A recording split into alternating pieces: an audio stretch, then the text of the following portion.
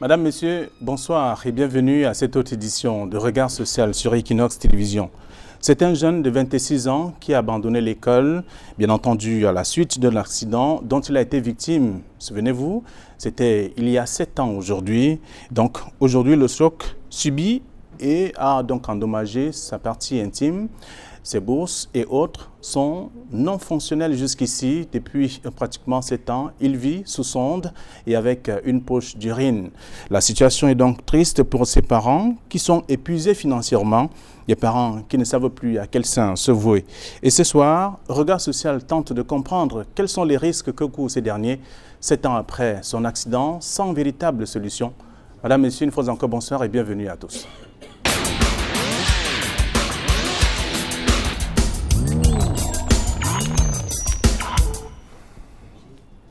Elle est sur ce plateau, c'est la famille de Stéphane, son père, sa mère, sont sur ce plateau pour l'accompagner et pour expliquer au grand public qu'est-ce qu'il a subi ce jour-là.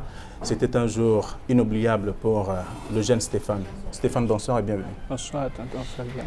Comment vous allez? Je vais mal. Je vais très mal. Vous allez mal, c'est-à-dire?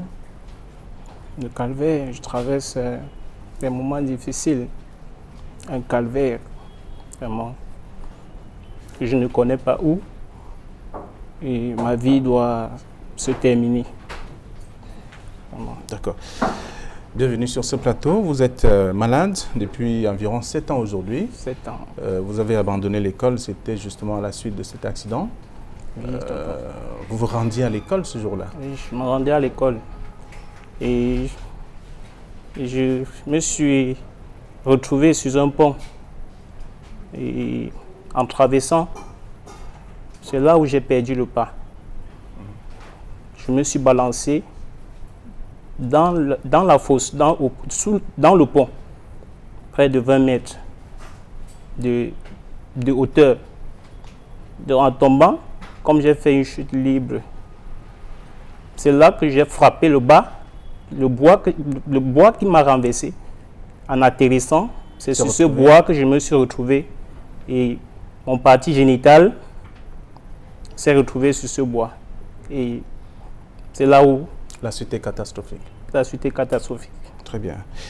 Votre papa est sur ce plateau. Bonsoir, Njale Nicolas. Bonsoir, monsieur. Stéphane, c'est votre fils? C'est mon fils aussi. Stéphane, c'est mon fils. Il s'appelle Jenkam Jouale Brice Stéphane. Oui. Donc moi, c'est Jouale. Il s'appelle Jenkam Jouale Brice Stéphane. Il est malade. Il est malade, heureusement. Et jusqu'au moment où nous sommes face au regard social aujourd'hui. Il est malade. Tel qu'il vous explique. C'est le 25 septembre 2012 que Stéphane se rendait à l'école du lycée technique de Bafang. Ils avaient sport ce matin. Avec la petite pluie matinale là, de septembre, il s'est trouvé sur un pont qui était défectueux. Il a fait faux pas. Tel qu'il vous explique. Si vous voyez même, j'étais sur la photo, le pont, il y avait un trou. Il a placé le pied, il y avait une latte au milieu. Les 2 pieds de Stéphane sont partis. Il est parti en chute libre. Il a glissé, il est parti en chute libre sur le pont. Avec la partie génitale et le bas-ventre et tout. C'est cette partie qui a frappé sur la latte. C'est ce qui est frappé sur la latte. Oui. Et je crois que lui, lorsqu'il est même tombé, son œil même, il avait un problème de l'œil. Je crois que ce jour, il a heurté cet œil-là. Le côté, vous voyez là. Côté gauche. Côté gauche. Il a heurté cet œil. Stéphane a continué, il est parti à l'établissement. Il est parti à l'établissement ce matin. Et ses amis ont essayé de l'amener dans un petit centre, un centre de santé à Bafang, de Dokovi. Le centre a vu que non, il ne pouvait pas intervenir. Ils l'ont directement évacué à l'hôpital district de Bafang. Cependant, moi-même, je n'étais pas. On m'a appelé, mon frère m'a appelé, dit qu'il est comme ça, Stéphane a fait accident. D'accord. Avant de continuer, je voudrais accueillir également sur ce plateau Kouengwa. Marie-Sylvie, bonsoir. Bonsoir, monsieur. Vous êtes la maman de Stéphane. Oui, monsieur. Je vous ai vu arriver sur ce plateau en larmes. Oui, monsieur. Pourquoi? Depuis le 25 septembre 2012, j'ai tous les larmes aux yeux. Je n'ai plus de sourire. J'ai perdu le sommeil à cause de mon premier fils. Je suis gênée de voir mon premier sang à cet âge-ci. À l'âge là, je crois que je pouvais voir ces petits tourner entre mes pieds.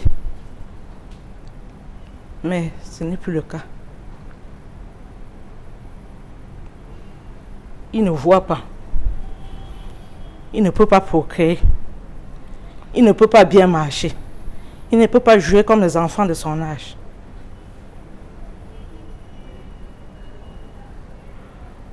C'est aujourd'hui que beaucoup vont me connaître comme sa mère.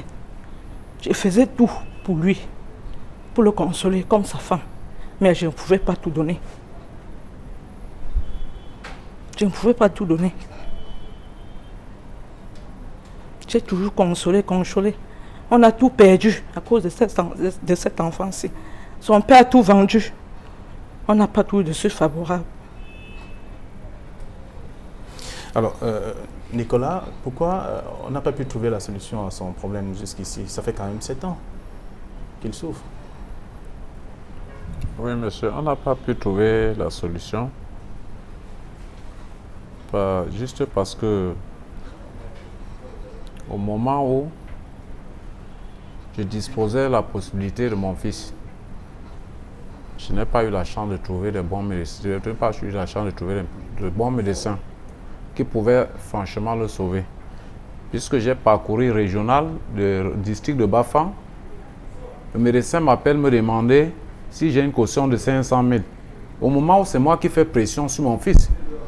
C'est moi qui fais pression. Parce que je vois les infirmiers au bloc avec mon fils. Je signale au docteur que l'enfant est en train d'aller uriner. Je suis en train de voir les urines qui coulent en bas des testicules. Ça se passe comment? On m'avait dit que l'enfant a l'inflammation des testicules. Cela, il m'appelle au bloc. Avec un cri que j'entends au bloc, l'enfant est en train de crier. J'entre au bloc avec le médecin. Je constate que les gens sont en train de travailler sur l'enfant, les infirmiers. Ça, j'ai insisté à dire au médecin que non, ça ne va pas. Depuis près de 2 mois, aujourd'hui, je suis ici. Je n'ai pas dépensé seulement 500 000. Il me demande comme ça dans le bureau. Il dit, bon, parce que ça demande, on doit l'évacuer à régional de Bafoussam. Je dis, mon fils ne coûte pas 500 000. Prends le téléphone, il appelle un neurologue. Il va envoyer l'enfant d'urgence. On l'envoie à régional de Bafoussam. C'est là on arrive là-bas. Je ne savais pas ce qu'on appelait l'urètre, la rupture d'urètre ou quoi que ce soit. On me parlait de l'inflammation du testicule de l'enfant. Ça me semble qu'on constate que l'urologue me dit que l'enfant a la rupture de l'urètre. Et que l'urètre s'infectait déjà. Que pourquoi traîner à Bafang, à l'hôpital du district? Moi, j'ai dit au médecin que je ne sais pas. Vous avez passé 2 mois. Qu'est-ce qui était fait concrètement pour solutionner son problème? Même si à la fin, il n'y a pas eu de...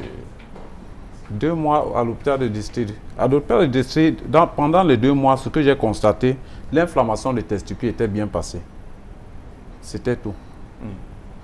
Mais c'est le problème qui était avec l'urètre, lorsque les urines coulaient en bas des testicules, c'est par curiosité. Il me dit, papa viens, je viens cette nuit. J'appelle sa maman, il était en pagne. Je torche, il pisse. Je vois les urines sortent par son sexe, par son zizi. L'autre coule en bas des testicules. C'est là où j'étais perdu. Moi et ma femme, on était perdus.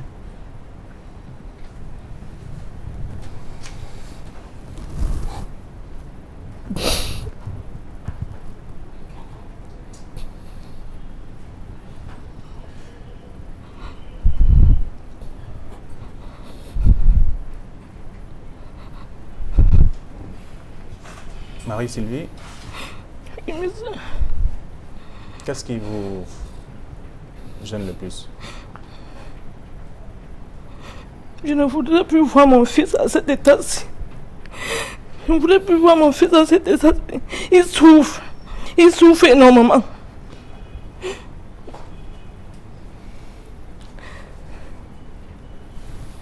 Pourquoi tout ça pour lui seul?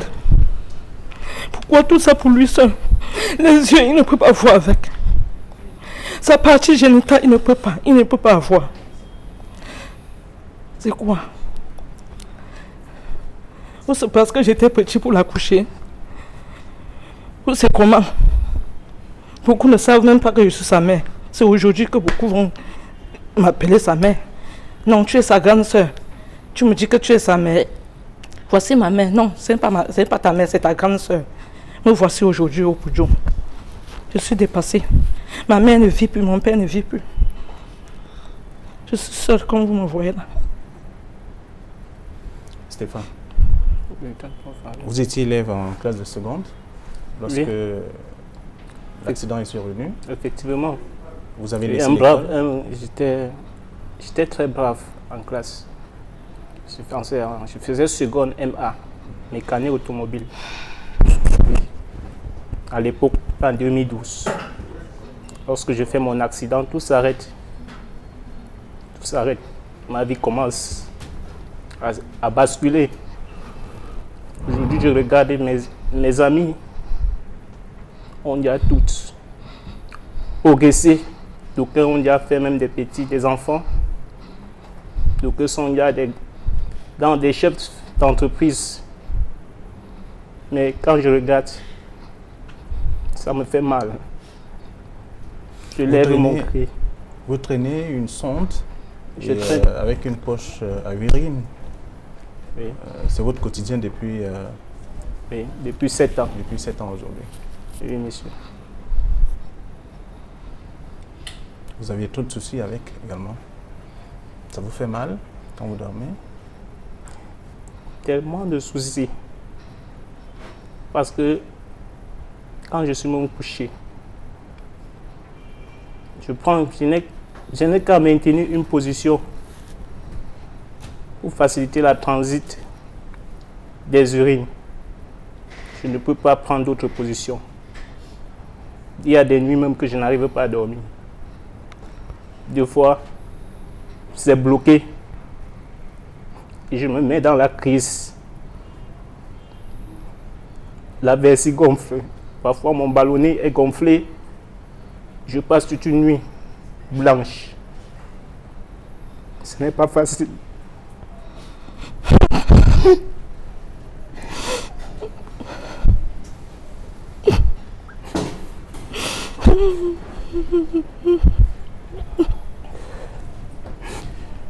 Nicolas, vous dites avoir tout rendu pour tenter de sauver votre fils. Effectivement, monsieur, vous voyez que je suis... L'accident de l'enfant, c'était que j'étais en train de vous dire tout à l'heure. J'étais celui que le médecin demandait qui est responsable de l'enfant. À Régional de Bafoussam, on demande qui est responsable de l'enfant. Puisque le cas de l'enfant était compliqué, les moyens qui étaient à déployer sur l'enfant, même de 500 000 que de caution, qu'on me parlait à Bafoussam, on me parlait de millions à Régional de Bafoussam, où j'ai pu supporter. 3 mois et demi avec ma femme, on dormait sur le carreau là. 3 mois et demi. Jusqu'au dernier jour, on a dit que l'enfant était guéri. Après l'opération, ils ont dit qu'il faut si on perce le ventre, on met le tuyau. Les urines ne coulent pas le ventre. On soigne l'urètre qu'on disait que c'était infecté avant de préparer les opérations. On me donne les devis d'opération. J'ai supporté. On parle des millions. J'ai mis tout. J'avais ma petite voiture, j'ai vendu. J'ai vendu la maison. Même ce qu'on peut même dire le bien familial. On s'est entendu en famille, moi et mes frères, on a mis même ça en jeu. Pour l'enfant aussi. Parlant de plantation, j'ai un plantation de poivre. À Pindia, c'est de 2 hectares. Il n'y avait pas d'accord de crise anglophone, ça rapportait. Je savais ça que je les entretenais. J'ai vendu, j'ai mis ça en jeu. Mais surprise pour moi, c'est que Régional me dit à la fin que l'enfant part aux toilettes. Le jour que je sors de l'hôpital, avec l'enfant, on a déjà embarqué tout pour sortir. L'enfant, s'il n'avait aucun problème. Il urinait normalement. Il part aux toilettes pour faire les selles. Il rentre, il me dit, papa, Je pisse, ça ne sort plus. Je pisse, ça ne sort plus. Mon petit frère dit, mais c'est comment, c'est la magie ou c'est quoi? Ta magie ou c'est quoi? Il commence à crier, il tombe, il s'enroule. Parce que lorsque la crise le prend, lorsque les urines cherchent la voie, il n'y a pas moyen. On l'a amené encore au bloc. On a réopéré, on a percé encore le ventre, on fait encore le cysto. Le médecin me dit qu'il faut, qu'on doit encore opérer. C'est par la suite, j'insiste. Suivez-moi bien, j'insiste. Après les 3 m'a dit que l'affaire, si je dis à ma femme que c'est compliqué, je parle l'imagerie. On me dit que les appareils sont en panne. Je vois le responsable de l'hôpital, je lui dis que je vous en prie, aidez-moi si je peux avoir le CD de l'enfant-ci. On me dit, qu'est-ce que tu fais avec le CD? Je dis, j'ai au moins une idée. Je veux sauver mon fils. Vous savez, il y avait un examen, j'ai oublié le nom, de 80 000 francs. Il fait ça chaque fois. Lorsqu'il a un problème de crise, il faut faire cet examen pour que le médecin voit quel médicament et qu'est-ce qui ne va pas pour lui attribuer son médicament. J'attendais ce résultat, on me dit que l'appareil est gâté. C'est pourquoi je me suis retrouvé à Yaoundé. Ils m'ont donné le CD, je suis parti à Yaoundé. C'est à Kradat qu'on a développé ce CD en cliché, où j'ai amené chez le docteur Mekeme, à l'hôpital central, du Roloc, qui nous a accueillis à Yaoundé. C'est lui qui a fait la continuité. Il m'a fait comprendre que Régional avait échoué complètement l'opération de cet enfant. Qu'il faut reprendre à zéro. On me sort encore le devis. Il me dit, il y a un examen, tu vas aller faire. C'était 3 examens. Nos appareils ne sont pas compétents. Il m'envoie à l'hôpital de la caisse. Moi, j'ai dit à ma femme, c'est une façon de me chasser. Je pars à l'hôpital de la caisse, je cours seulement avant de partir. On part de 417 000 pour 3 examens. Et il attendait cet examen pour voir comment programmer son opération. Je suis rentré avec le résultat.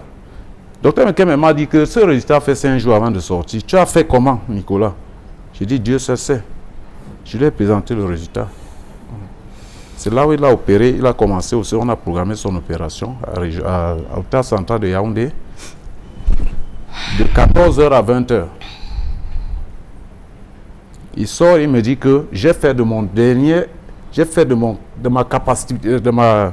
Il a fait de son mieux. Oui, j'ai fait de mon mieux lorsqu'il préparait sa voiture. Il m'a dit, Nicolas, franchement, vous êtes jeune.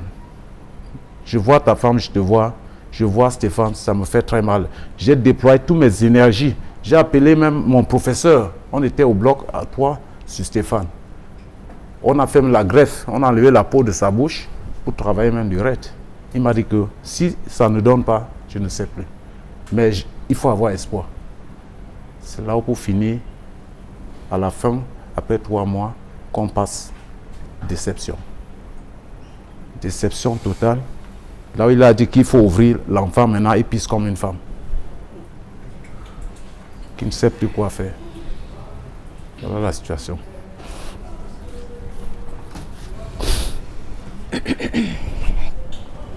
Je suis aujourd'hui en location. Je ne paye même pas. Je suis dehors. Ma femme m'a appelé hier, dit que Equinox m'a appelé, que j'appelle rapidement Equinox. Parce que son dossier est passé. Je sors d'un voyage, vous voyez, je somnole. Regardez les lunettes, regardez mes lunettes bien. J'ai un problème oculaire. On m'a opéré les yeux. Mais j'ai les lunettes que je change à chaque fois qu'on m'a regardé. Regardez une lunette que quelqu'un avait les yeux, que je porte. Assez incapable de changer. À cause de la maladie? À cause de la maladie de mon fils. Mon premier fils. Alors, Marie-Sylvie, comment vous vivez avec lui? Aujourd'hui, vous avez tout vendu, la maison, tout ce que vous aviez comme bien à l'époque. Il faut manger quand même à côté de la maladie qui le terrasse. Il n'est pas le seul enfant. Vraiment, monsieur, moi je vis très mal, très mal. Et il a les repas qu'il ne peut même pas prendre. Je vis très mal. Il y a des jours que si j'essaie de faire, ne serait-ce que ça part, d'autres vont boire même de tapioca pour dormir. Et ses soeurs sont fières de le faire, de le boire. Puisque même ses frères, ses petits pleurent nuit et jour. Quand ils déclenchent de pleurer, personne ne mange. Nous, la nourriture là, personne ne goûte.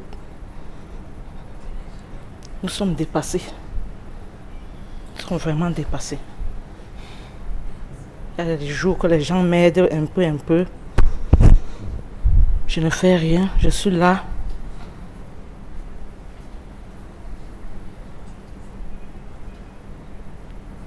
Je suis bloquée. Une précision. Oui, Nicolas, il est question maintenant d'opérer à nouveau Stéphane, parce qu'il faut beaucoup de moyens pour ça, selon le dernier diagnostic qui a été fait. Effectivement, c'est un dossier qui date un peu long. Ça date un peu long, puisque Stéphane m'appelle. Mon fils est parti de Bafang pour Douala, involontairement. Il a rejoint sa grand-mère en Dogbo, involontairement, parce que il voyait dans quelle situation son père qui était. Il m'a dit un jour, papa, on parlait de millions à Yaoundé, on parlait de ceci, tu déployais, je me sentais à l'aise. Je quitte un voyage, je rentre, sa mère me dit que Stéphane s'est déporté, qu'il ne peut plus voir son père encore dans de pareilles situations. J'ai risqué la prison. Je peux dire la prison. Il a fallu beaucoup de négociations. J'ai mis les pieds comme ça là, dans la prison, comme ça, pour un de dettes. C'est ça qui a fait que mon fils s'est déporté. Pas qu'il y avait un problème rentré sur Douala. Il dit qu'il ne peut plus voir de pareilles situations encore, dans quelle situation nous étions. Au moment où il me parle, je vois des groupes de médecins qui sont prêts de sauver mon fils. Je n'ai plus de moyens. C'est ça le grand mal. Je regarde tout ce que j'ai, des millions, plus de 7 millions que j'ai mis sur l'enfant aussi. Je vois l'espèce comme ça. Je ne vois pas de médicaments, je ne vois pas de rendez-vous, des transports de Yaoundé chaque fois, le carburant, tout ça. Parfois, je vois des voitures qui l'amènent lorsque la crise le prend. Si la crise le prend, là, on traîne sur place, il peut crever. Il faut automatiquement l'amener. C'est l'autre jour qu'il était chez le docteur Mekem à Yaoundé. Chez son médecin à cause de la crise. Il l'a renvoyé à Douala, fait les examens dont je vous dis là, pour ramener, juste lui donner les médicaments qui va calmer. On va fonctionner jusqu'à quand? Aujourd'hui, les spécialistes sont là. Il me dit, papa, il y a des spécialistes, j'ai fait investigation, ils sont là, il faut des gros moyens. Je n'ai plus ce moyen, il n'y a plus possibilité. Il n'y a plus possibilité. J'ai mis tout en épave, tout. Vous avez tout vendu? Tout vendu, tout. Tout. Je suis aujourd'hui, les dettes sont là, par-ci, par-là. Je continue à payer même les dettes de cet enfant. Alors que la solution n'est pas encore trouvée. Oui, monsieur. Comme elle dit qu'elle boit souvent même, elle prend du tapis avec ses enfants, parce que souvent elle voit l'argent même c'est même 10 000, je lui dis que ça part dans une caisse pour les dettes. Je n'aimerais pas que si je tombe demain, on arrête mes enfants pour les dettes. C'est les dettes de Stéphane. J'ai dit à ma femme un jour que voilà le papier, voilà les dettes. Voilà ce que j'ai soldé, voilà ainsi de suite. Pour l'enfant aussi. Alors Stéphane, vous avez rencontré des médecins, des urologues. Qu'est-ce qu'ils nous ont dit? Qu'il y a une possibilité? J'ai rencontré 2 urologues quand j'ai décidé d'abandonner mes parents à Bafang pour me retrouver à Douala. Et ils m'ont rassuré que vraiment ils vont trouver quelque chose pour moi, qu'ils vont me donner le sourire. Et ils vont revoir le problème et tout doit bien se passer. Donc, mais qu'est-ce qu'il faut donc? Le problème, c'est qu'il faut, c'est quand j'ai regardé la situation, donc vraiment, j'étais vraiment abandonné à moi-même. Les médecins ont dit que vraiment ça demande vraiment beaucoup d'argent pour réparer la situation et me donner le sourire. Il n'y avait plus moyen. Donc, c'est l'argent. C'est l'argent. Vous avez peur de vivre sans enfant? Alors, c'est difficile. Vivre sans enfant. Bon, d'une part, c'est difficile. C'est difficile de ma part. Mais quand déjà... S'il pouvait uriner normalement, s'il pouvait d'abord uriner, mon véritable problème qui m'écrase, c'est que cet enfant pouvait uriner comme les autres, comme nous les hommes urinons. Premièrement, sans enfant même, c'est autre chose. C'est là le véritable problème. C'est là où je prends souvent la crise. S'il pouvait aller, il sort son sexe, il urine comme tout le reste. Je devais être heureux, même sans enfant. Alors, il dit avoir S'il peut libérer les urines. Il dit avoir rencontré des médecins, des spécialistes qui se proposent de lui redonner le sourire. Mais il faut simplement qu'il y ait beaucoup de moyens pour son opération. Tout à fait, monsieur. Tout à fait. Vous allez regarder cette caméra, vous vous adressez à ceux qui sont là et vous leur dites ce que vous voulez. Parce que vous êtes en difficulté financière. L'une des raisons pour laquelle vous êtes venu sur ce plateau, tendre la main aux âmes de bonne volonté qui sont sensibles à ce genre de problèmes. Face à la situation, je demande aux hommes je demande, puisque Equinox, c'est une émission qui passe dans le monde entier. Regard social. Le regard social, ça passe dans le monde entier. Je demande aux hommes de bonne volonté, s'ils peuvent vraiment nous venir en aide, de pouvoir sauver la situation de cet enfant. Par l'équipe de ces médecins qui sont garants, ils sont vraiment garants de voir la situation de cet enfant. Avec le rapport qu'il est rentré de Yaoundé, ils ont vu ça. Ils ont compris que non, le problème de l'enfant, s'il demande vraiment l'argent, le travail est là. Ils sont prêts à travailler sur l'enfant. S'il y a effectivement de moi, je demande à les hommes de bonne volonté de nous venir en aide. Car cet enfant, c'est nos enfants. C'est notre enfant. C'est l'enfant du peuple. C'est votre premier fils. C'est notre premier fils. Là où j'avais tout espoir. Lorsque je perds mes yeux, je comptais sur lui. Je ne voyais pas. Je comptais sur lui de suivre ses carrés. Je comptais sur lui, il était vaillant, fort, vaillant et tout. Bon footballeur. Ce matin, il était en Goudas. Il partait, ils avaient football à l'école. Bon footballeur. Je comptais sur lui. J'avais tout espoir de faire tout ce fils, même l'envoyer même à l'extérieur. Bon, j'ai dit, c'est le destin du Dieu, c'est comment c'est arrivé, c'était arrivé comme ça. Il faut continuer à garder espoir. Je garde espoir, monsieur. Marie-Sylvie, Oui, monsieur. votre fils est en détresse, tout comme vous, parce que vous n'avez plus de moyens pour pouvoir le conduire devant les médecins qui veulent vraiment lui redonner le sourire. Qu'est-ce que vous dites à ceux qui vous regardent? Chers spectateurs, les âmes de bonne volonté, je prie le Seigneur Tout-Puissant de vous donner la foi, l'amour, la volonté de nous venir en aide. C'est moi qui l'a accouché, mais il n'est pas mon seul enfant, il n'est pas seul. C'est l'enfant de tout le monde. Quand il est dans le ventre, c'est pour la mère. Mais quand il est déjà comme ça, c'est pour tout le monde. Je vous prie, nous voici, à genoux devant vous, de nous venir en aide. Que votre fils marche aussi en balançant ses bras. Qu'il puisse avoir même une copine, qui peut aussi l'encadrer.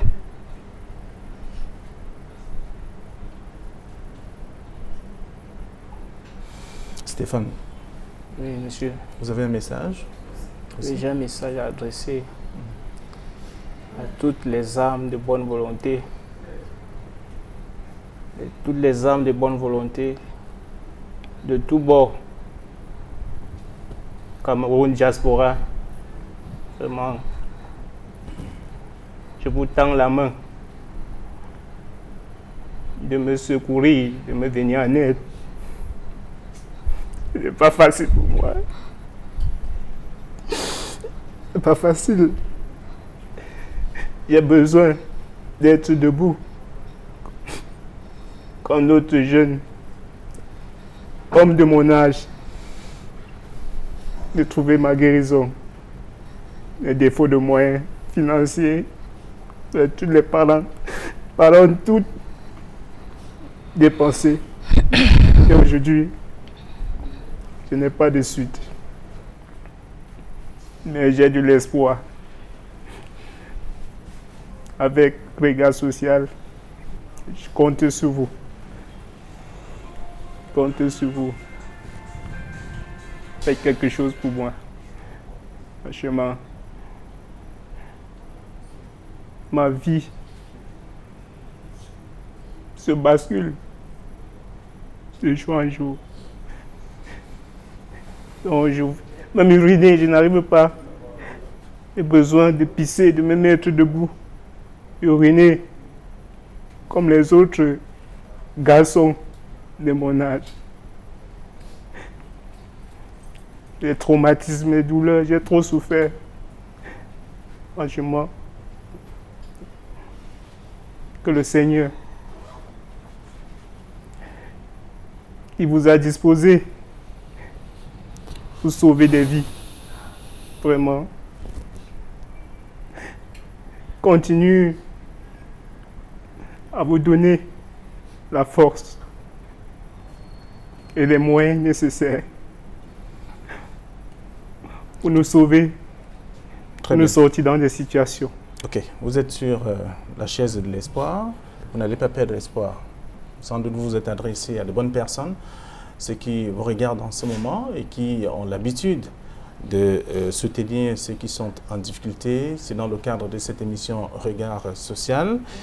Madame, Monsieur, c'est le cas de Stéphane qui est donc sur le plateau ce soir. Ils sont nombreux également qui sont dans la même situation. Mais lui, il a eu le courage de venir sur ce plateau, s'exprimer, exprimer un peu sa désolation et même les difficultés qu'il rencontre, tout comme ses parents qui sont épuisés financièrement. Tous ont besoin de votre aide, je voudrais dire notre aide pour les accompagner. Nous sommes allés, l'équipe de reportage de Regard Social est allée dans l'environnement immédiat de Stéphane, voir comment il vit au quotidien et quelles sont les difficultés qu'il rencontre et comment il fait pour pouvoir passer une nuit. C'est difficile, c'est dur. Sous la caméra du chef opérateur Samuel Tchoufa, je vous propose de suivre cette enquête.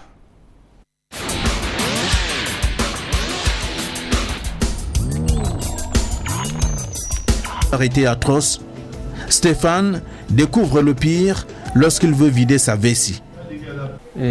Mon iris, quand les urines voulaient venir, je ressentais une douleur atroce. Cela m'empêchait même de soulever encore les pas là où j'étais. Mon ami avec qui j'étais a demandé que mais qu'est-ce qui ne va pas, Stéphane? Il dit que moi, j'ai fait avant qu'il maintenant lui mettait au courant qu'il est comme ça. J'ai fait un accident le matin quand je venais en classe. Actuellement, il m'a dit que mais je me déshabille. Je me rends compte que j'avais l'inflammation au niveau de mon appareil génital, mon testicule, tout s'était enflé. Et au bout de mon pénis, c'est le sang qui venait. Directement, il a emprunté une moto pour m'amener à la maison. C'est de la maison maintenant qu'on m'amène à l'hôpital d'urgence.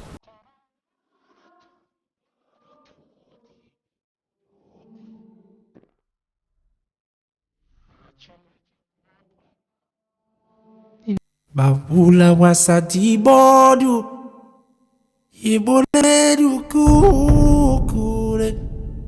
La formation sanitaire qui accueille Stéphane est le centre de santé intégré d'Ndokovi. Les responsables du centre intégré, impuissants face au mal de Stéphane, réfèrent le cas à l'hôpital du district de Bafan. Et c'est de là que la situation de Stéphane change négativement, puisqu'il tombe sur un infirmier. Un infirmier qui voulait s'essayer en chirurgie d'un niveau élevé.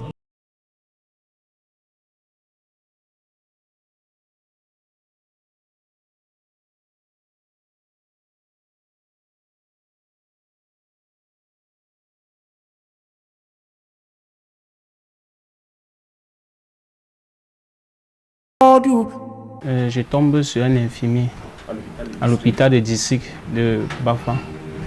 Là, ils ont fait les premiers soins.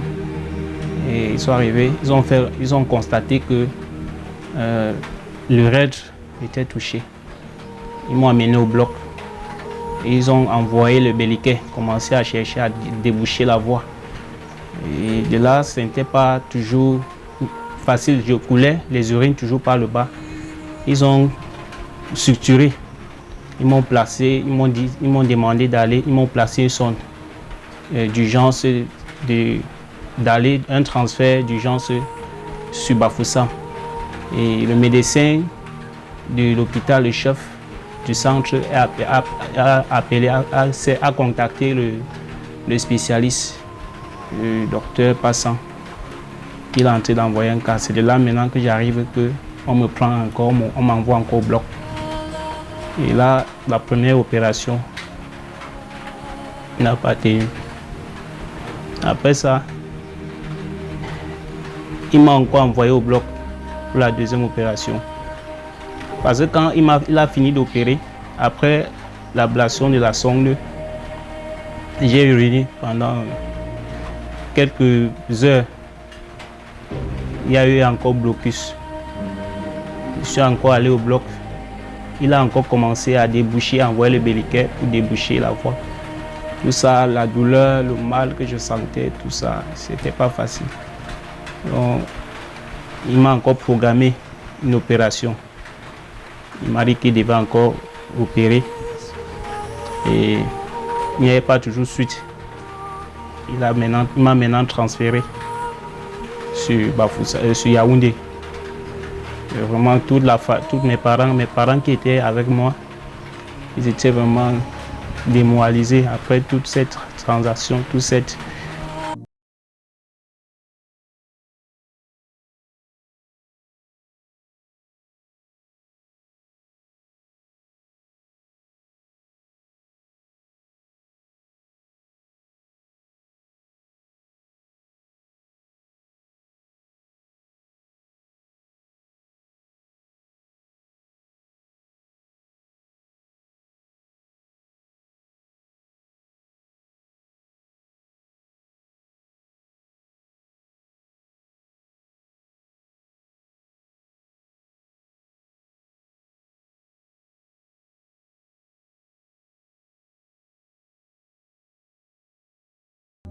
Stéphane vit avec une sonde et une poche à urine depuis environ 7 ans. Avant de rencontrer les spécialistes de sa maladie, le personnel de santé qu'il a reçu manquait d'étoffe, selon les dires de Stéphane, pour sa prise en charge de son...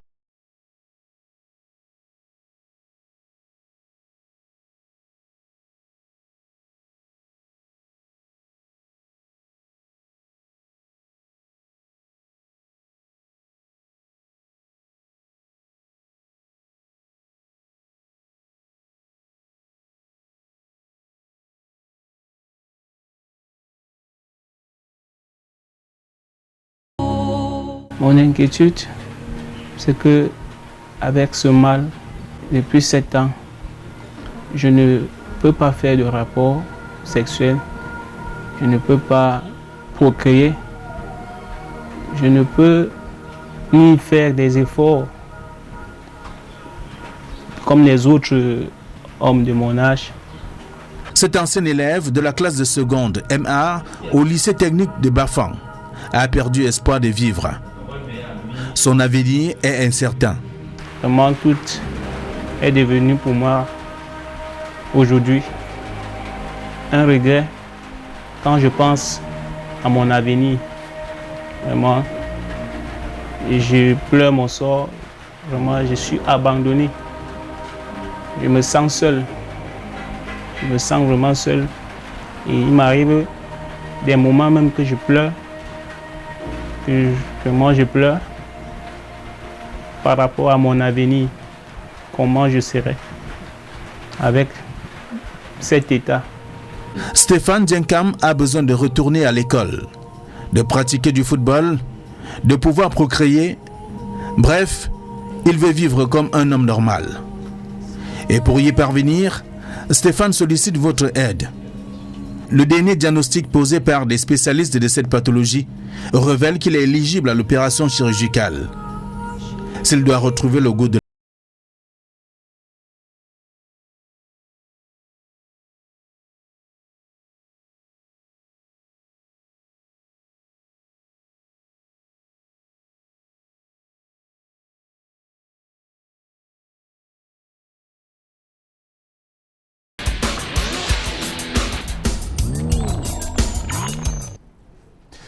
Et c'est donc ça la vie de Stéphane depuis 7 ans aujourd'hui, depuis qu'il a connu cet accident. Il a fait le tour de plusieurs formations sanitaires sans véritable succès, puisque le succès, on peut le connaître lorsqu'on se sent déjà à l'aise ou en santé. Et lui, il y a une possibilité. La possibilité, c'est qu'il faut qu'il soit pris en charge véritablement. Il faut des moyens. Ses parents sont financièrement épuisés. Ils ont presque tout vendu. Vous les avez écoutés sur ce plateau. Et sur ce plateau, justement, nous avons nos experts qui sont déjà installés. Docteur Ngande Marcel Djerry, bonsoir. Bonsoir. Vous êtes chirurgien urologue en service à l'hôpital Akintini de Douala. Oui. Merci d'être venu. Okay, je vous remercie aussi. Vous avez suivi le reportage, Très Stéphane? Bien. Oui. De quoi souffre-t-il a priori? En fait, Stéphane souffre d'un traumatisme de l'urètre qui a comme conséquence une sténose de l'urètre. Ce qui veut dire qu'il y a une obstruction au niveau de la voie du canal qui est chargé de drainer les urines de la vessie vers l'extérieur. Voilà. C'est pour ça qu'il a été obligé d'avoir une sonde au-dessus, au niveau du bas-ventre, pour pouvoir drainer les urines. D'accord. Vous allez de façon aussi simple nous expliquer de quoi il est véritablement question au cours de cette émission. Et l'unique femme de ce plateau, c'est Dr Joël. Adrienne Vanessa, bonsoir. Bonsoir.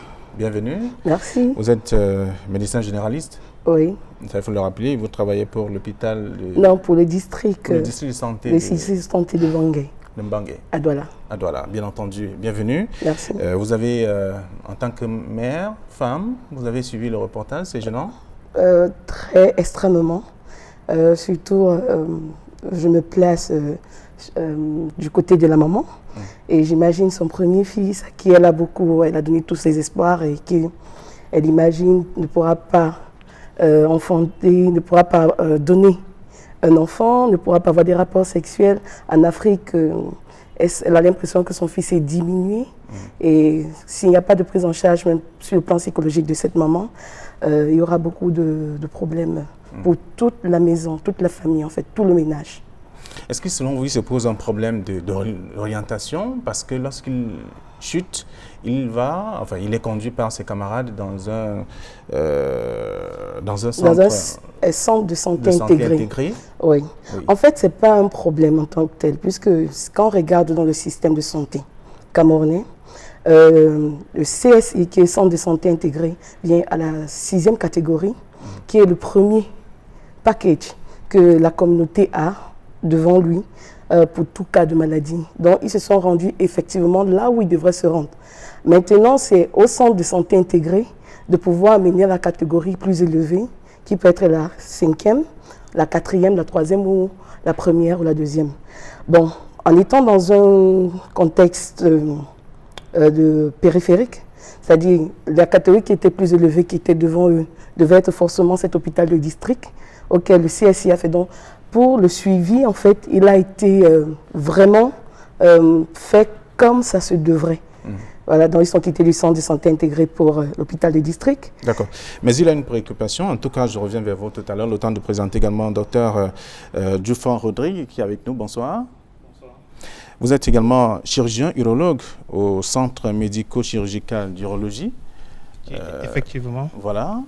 Vous également, vous avez un regard de spécialiste et une oreille aussi pour pouvoir détecter quelque chose. Est-ce qu'il peut souffrir de quoi concrètement? Comme mon collègue Ngande l'a si bien dit, notre malade, notre patient souffre d'un traumatisme de l'urètre. Aujourd'hui, on parle de sténose de l'urètre. Et cette pathologie, normalement, aurait dû être prise en charge d'emblée par les chirurgiens, urologues.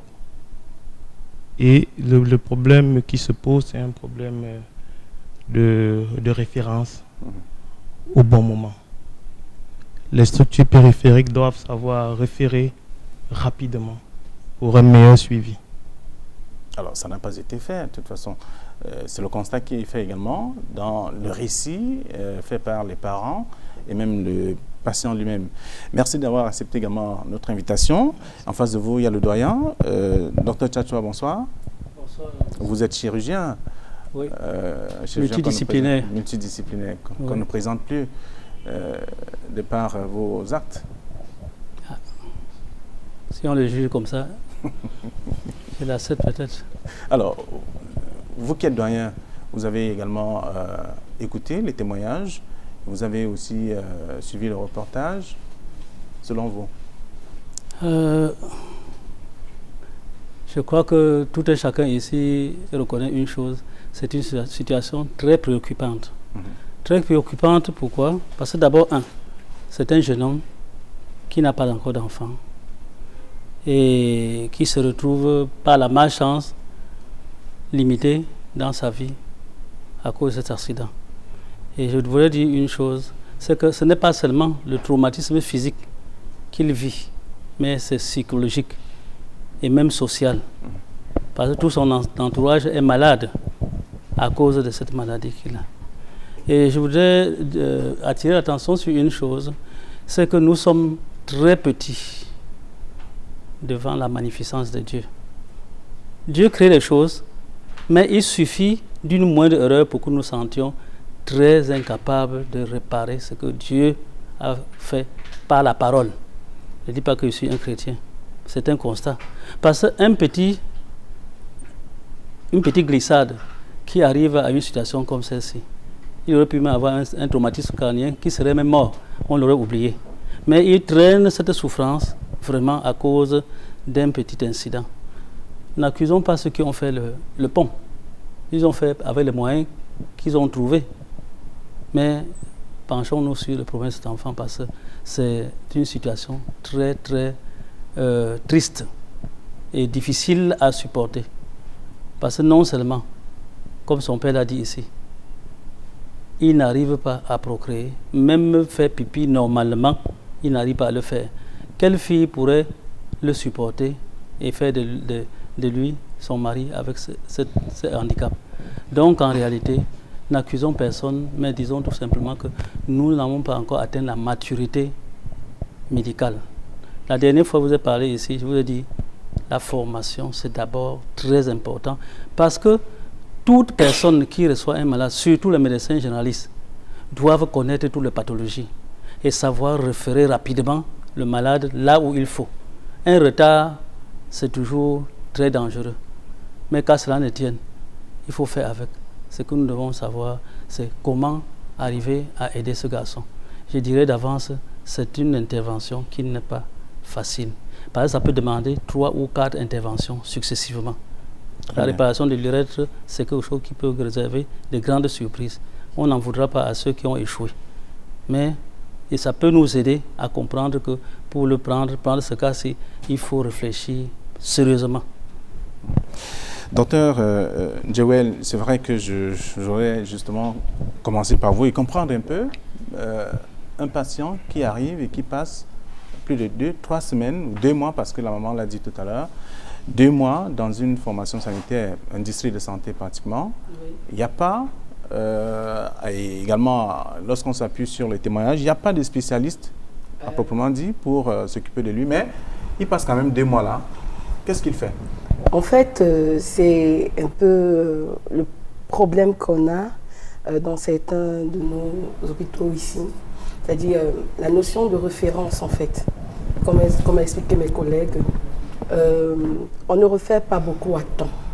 Et des fois, dans ce genre de pathologie, par contre, ce sont des pathologies, des fois, qui ont tendance à croire que c'est une pathologie facile à traiter, c'est un cas de traumatisme, il suffit juste qu'on fait 2 ou 3 interventions, ça va aller. Comme ils ont expliqué, si vous vous rappelez bien, c'est que lorsqu'on retire la sonde, il y a d'abord des notions il urine, mais c'est quelques temps après que ça se rebloque. Donc ils se disent qu'ils sont peut-être sur la bonne voie, mais bon, il faudrait que... Un peu comme si on tâtonnait quand même, on va le dire. Pas, bon, non, je ne pense pas que mes collègues tâtonnaient, je ne pense pas. Je me dis juste qu'ils ont pensé qu'ils étaient sur la logique et que, bon, il fallait voir un peu l'évolution, mais ils auraient dû référer. Et je crois qu'en ayant déjà devant eux un diagnostic de traumatisme de l'urètre, ils auraient dû envoyer directement au niveau de la première ou deuxième catégorie, c'est-à-dire les hôpitaux centraux ou bien les hôpitaux généraux, pour qu'on puisse se trouver devant des spécialistes tels que les urologues qui ne peuvent pas se trouver partout. Parce que retenons qu'on n'a pas assez de urologues dans le Cameroun, même dans le littoral, on les compte quand même au bout du doigt. Donc pour pouvoir avoir un urologue dans ces zones, c'est d'abord difficile. Ils auraient dû envoyer plus rapidement, plus loin, où forcément ce type de spécialiste devait se trouver. Alors, Dr Ngande, voilà un cas, le cas de Stéphane, déjà qui passe 2 mois à l'hôpital du district de Bafang, sans spécialiste, mais 2 mois à être suivi. C'est vrai que Dr Joel ne veut pas qu'on parle de tâtonnement, puisqu'on n'a pas vu l'évolution de la chose. Au contraire, la situation s'est davantage empirée. Et après, on appelle un jour, le père, à cette époque, dit encore avoir des moyens pour pouvoir sauver son fils. Mais jusque-là, rien n'a été fait et on le refait 2 mois plus tard quand c'est grave. En fait, la problématique ici, ce n'est pas la référence tardive, comme on a tendance à penser. Il faut savoir, c'est le problème des moyens qu'ils ont dépensés à l'hôpital de district sans qu'on fasse un traitement adéquat pour ce patient. Parce que plus il reste sur place et on avance pas dans la prise en charge et les patients vont perdre les moyens. Et c'est là où nous sommes aujourd'hui parce qu'ils ont dépensé tous les moyens qu'ils avaient dans les structures périphériques avant d'arriver dans les grands hôpitaux pour être mieux pris en charge. En fait, c'est ça le problème, c'est que le patient aurait dû être directement référé à l'hôpital régional de Bafoussam où il y a un neurologue qui passe de temps en temps, qui devait passer et voir le patient afin de donner une prise en charge adéquate. Il n'aurait pas dû rester 2 mois à l'hôpital du district de Bafang, d'où la problématique de moyens qui se pose actuellement.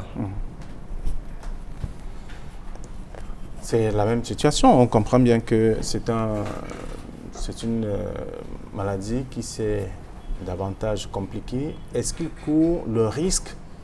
Quels sont les risques en fait qu'il court? Puisque 7 ans après, quand même, il est dans la même situation. Il vit avec une sonde et une poche d'urine. Déjà, il faut comprendre la maladie. La sténose de l'urètre, c'est une maladie scléro-inflammatoire. Donc, c'est-à-dire simplement que le fait d'intervenir entraîne une inflammation. Le fait d'intervenir entraîne une inflammation qui fait que ce processus est un processus cyclique. Et il y a ce qu'on appelle les facteurs de bon pronostic.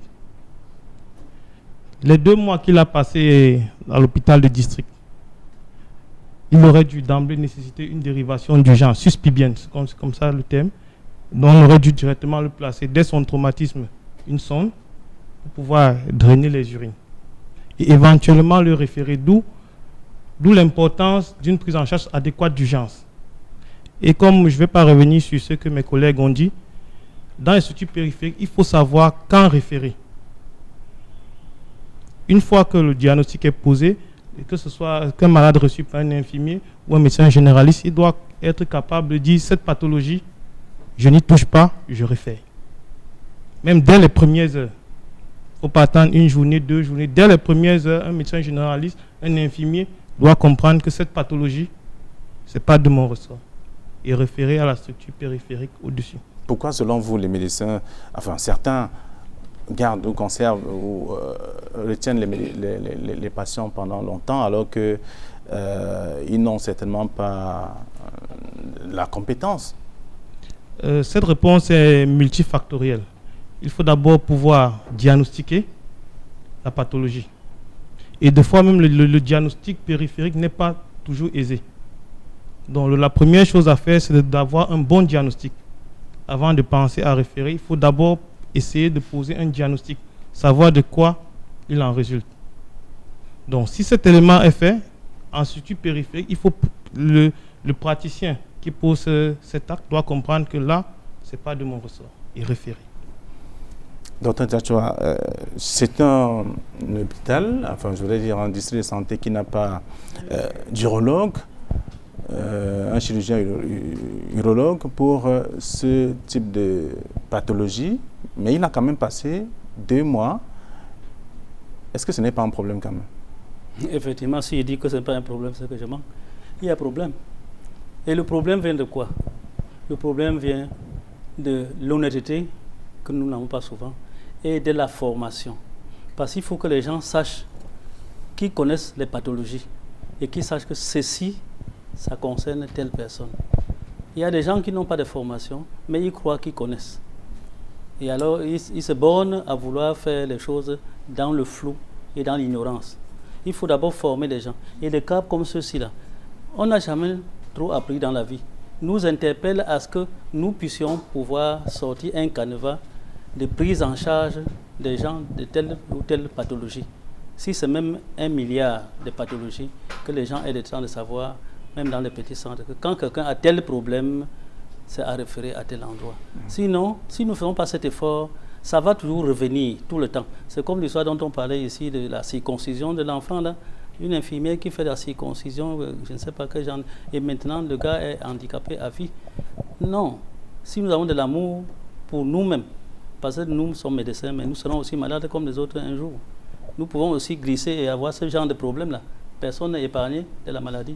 Nous devons faire tout l'effort pour que nous soyons compétents de faire les choses dans les normes. Donc, il faut revoir la formation, même si ça nous coûte des maux de tête. Oui, à ce stade, l'enfant fait des crises. Selon ce qu'il a. Les crises, c'est les crises douloureuses. Oui. Parce que la sonde est bouchée et la vessie est distendue et il a mal. Au fur et à mesure que le temps passe, il est à 7 ans aujourd'hui, tant qu'il n'y aura pas de moyens, il restera dans la même situation. Tout à fait. Tout à fait. Si on ne résout pas son problème. Et pour le résoudre, j'anticipe sur ce qu'il fallait faire pour pouvoir faire une intervention. Il ne faut pas seulement lire dans le livre. Il faut avoir été avec des gens qui vous ont formé et ils vous ont dit, voilà comment on fait. Si tu ne fais pas comme ça, tu vas avoir tel résultat qui n'est pas bien. Bien, excusez-moi, les gens lisent des choses seulement dans les livres, mais ils n'ont pas été avec un maître comme un apprenti forgeron.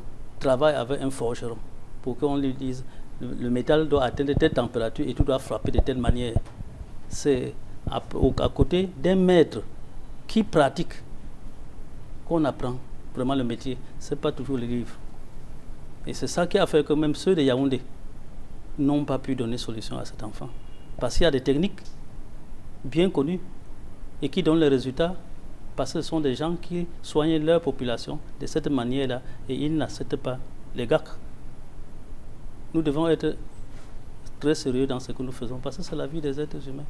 Un enfant comme celui-ci, même si on envoyait c'est un psychiatre, le psychiatre va trouver qu'il y a quelque chose qui ne va pas en lui. Oui, parce qu'il est totalement perturbé. Vous avez voulu prendre la parole tout à l'heure. En fait, je voudrais revenir sur, comme expliquait le docteur, au Cameroun, on a tendance à laisser les autres prendre la place des autres. Je vais m'expliquer. Chacun a son cahier de charge. L'aide-soignant doit être au pied du malade. En fait, normalement, le garde malade doit seulement venir regarder son malade. L'aide-soignant doit être au pied du malade. L'infirmier doit exécuter les ordres que le médecin ordonne. Le médecin ordonne. Maintenant, le spécialiste, il ne fait que dans ce pour lequel il a été formé. Voilà. Donc, en fait, la plaque tournante doit se tourner beaucoup plus au niveau du médecin généraliste, qui sait comment il va dispatcher chaque pathologie qui se retrouve devant lui. On a donc un souci dans les périphéries, où de fois il y a un manque de médecins. Alors beaucoup d'infirmiers ont souvent pris la latitude de se retrouver dans la place comme s'il est le médecin. Et des fois, ils ont souvent tendance aussi, bon, je ne veux pas accuser ces braves personnes qui travaillent dans les périphéries, mais d'oublier souvent que, bon, aujourd'hui ça a marché, mais demain tu peux te retrouver dans un cas qui ne marche pas. Donc, il faudrait qu'à un moment, on apprend aussi à lâcher prise, et à lâcher prise le plus rapidement possible. Parce que quand c'est la vie humaine, toujours vouloir prendre la place de l'autre, oublier que, en fait, je suis un infirmier, mon travail s'arrête là où celle du médecin commence. Non, ici, j'ai essayé, ça n'a pas marché, mieux j'envoie ailleurs. Reprendre une deuxième fois quand même, c'était un peu osé. C'était quand même un peu osé quand même. Oui, docteur Ngande, c'est s'est dit, en fait, vous êtes spécialiste, ça veut dire que vous êtes appelé à travailler dans à un certain niveau de formation sanitaire, pas au centre médical d'arrondissement, pas au centre de santé intégré, parce que vous n'aurez pratiquement pas grand-chose à faire là-bas, encore moins au district de santé. Alors, mais quand même, on voit bien qu'il n'y avait pas de spécialistes, je voudrais dire un urologue dans cette formation sanitaire, mais on a gardé le patient. Est-ce que le patient lui-même qui dit avoir été, ou tout au moins encadré ou pris en charge par un infirmier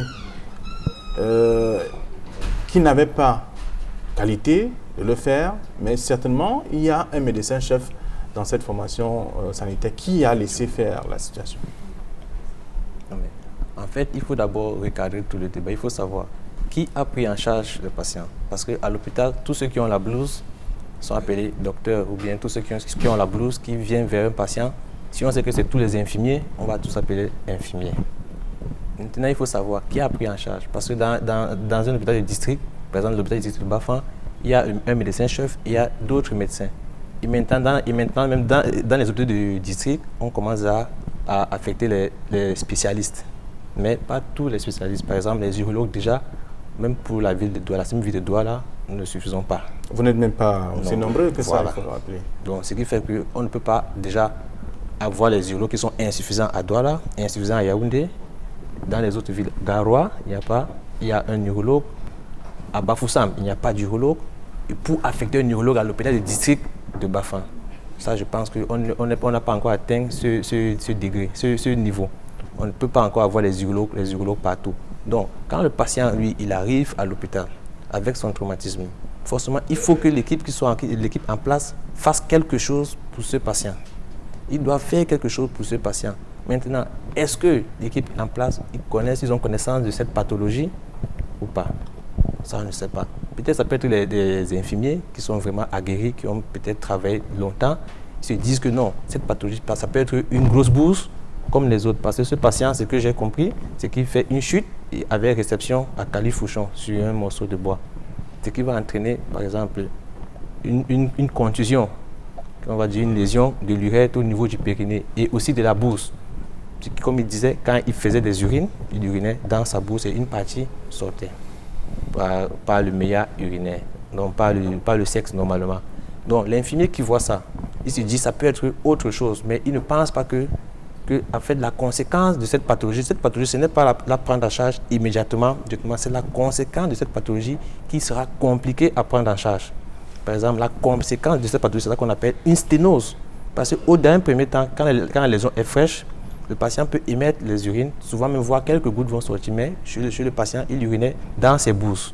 C'est pour ça que les bourses, il avait des grosses bourses. Sûrement, à l'hôpital, eux, ils se sont acharnés sur la bourse pour essayer de vider la bourse. Et après, ils n'ont pas, je ne sais pas où on lui a mis la sonde au niveau du bas-ventre, si c'était à l'hôpital de Bafang où il est allé ou pas, mais eux, ils devaient commencer par dire, si on laisse que les urines continuent à se déverser dans la bourse, ça va aggraver les lésions. Donc, parce que aussi, je pense qu'ils ont tenté à sonder le patient. Ils ont tenté à mettre une sonde normalement. C'est ce qui va arriver. Quand un patient arrive qui ne pisse pas, il n'arrive pas à émettre des urines, ils vont essayer de faire passer une sonde. Or, faire passer une sonde va aggraver considérablement les lésions. Et maintenant, c'est une pathologie qu'on prend en charge, généralement, la prise en charge est différée. Ça veut dire quoi? On laisse d'abord toutes les lésions se constituer et le patient va uriner à l'aide d'une sonde qu'on appelle une sonde de cystostomie qui sera placée au niveau du bas-ventre comme elle est placée chez lui. C'est ça qui va aider le patient à uriner. Donc, tout ce temps-là, ça nous donne un peu de marge pour pouvoir arriver à une structure sanitaire où il y aura des urologues qualifiés pour prendre en charge. Parce que tout ce temps-là, de la lésion, du traumatisme à la prise en charge en phase de lésion déjà constituée, c'est souvent, ça peut passer 21 jours jusqu'à 1 mois. Donc on a vraiment le temps, on a vraiment tout un temps pour pouvoir référer le patient à temps vers les urologues. Maintenant, je ne sais pas si ce sont les urologues qui ont pris en charge le patient à Bafoussam ou pas, parce qu'à Bafoussam même, il n'y a pas d'urologue. Mais il y a un qui fait des navettes pour aider un peu à Bafoussam. Alors, Dr Tchachwa, ça veut dire que même s'il y a un urologue, il peut se poser également un problème de plateau technique? Non, à mon avis, le plateau technique n'a pas d'importance. Le matériel qu'on fait, la chirurgie, les hernies peut suffire largement pour réparer un urètre. C'est la technique qu'il faut maîtriser. C'est la technique, c'est même pas l'équipement. Parce que pour réparer l'urètre, on n'a pas besoin d'un matériel très spécial. C'est la technique qui est importante. Et comme il a dit tout à l'heure, il ne faut pas aller trop vite faire une suture sur une plaie qui est cruentée et qui est édémacée. Parce que les fils vont finalement lâcher. Il faut dévier les urines et mettre les anti-inflammatoires, les antibiotiques et laisser que la lésion se sèche. Et là, on a la possibilité de voir vraiment clairement les lésions et savoir les réparer. Docteur Dioufan, aujourd'hui, Stéphane ne prend aucun traitement. Il est là. Il attend éventuellement qu'il y ait un peu de moyens pour qu'il soit pris en charge. Mais il fait des crises de temps en temps. Et son papa l'a dit sur ce plateau, il faut de temps à autre 80 000 francs CFA. Alors que c'est un argent qui est devenu rare dans cette famille. Est-ce qu'il y a des risques d'infection à ce niveau-là? Déjà, à ce stade, il est infecté. Porter une sonde pendant 7 ans, il est infecté. Donc ces crises, comme l'a si bien dit mon aîné, c'est dû au fait que cette sonde se bouche. Donc les premières mesures à prendre seraient de remplacer fréquemment cette sonde. Il ne faut pas attendre qu'elle se bouche. Maintenant, le traitement de l'infection urinaire viendra au moment où il faudra intervenir sur cette urètre. Donc le plus important à ce niveau, c'est de changer régulièrement la sonde. Avant, donc en fait, il faut devancer le fait qu'elle se bouche. Donc un changement régulier de sonde tous les 21 jours peut vraiment l'aider à ne pas avoir ces crises douloureuses. Alors on sait dans quelle situation il vit. Il est parti du village pour se retrouver chez sa grand-mère, qui elle aussi elle est malade et qui ne fait rien.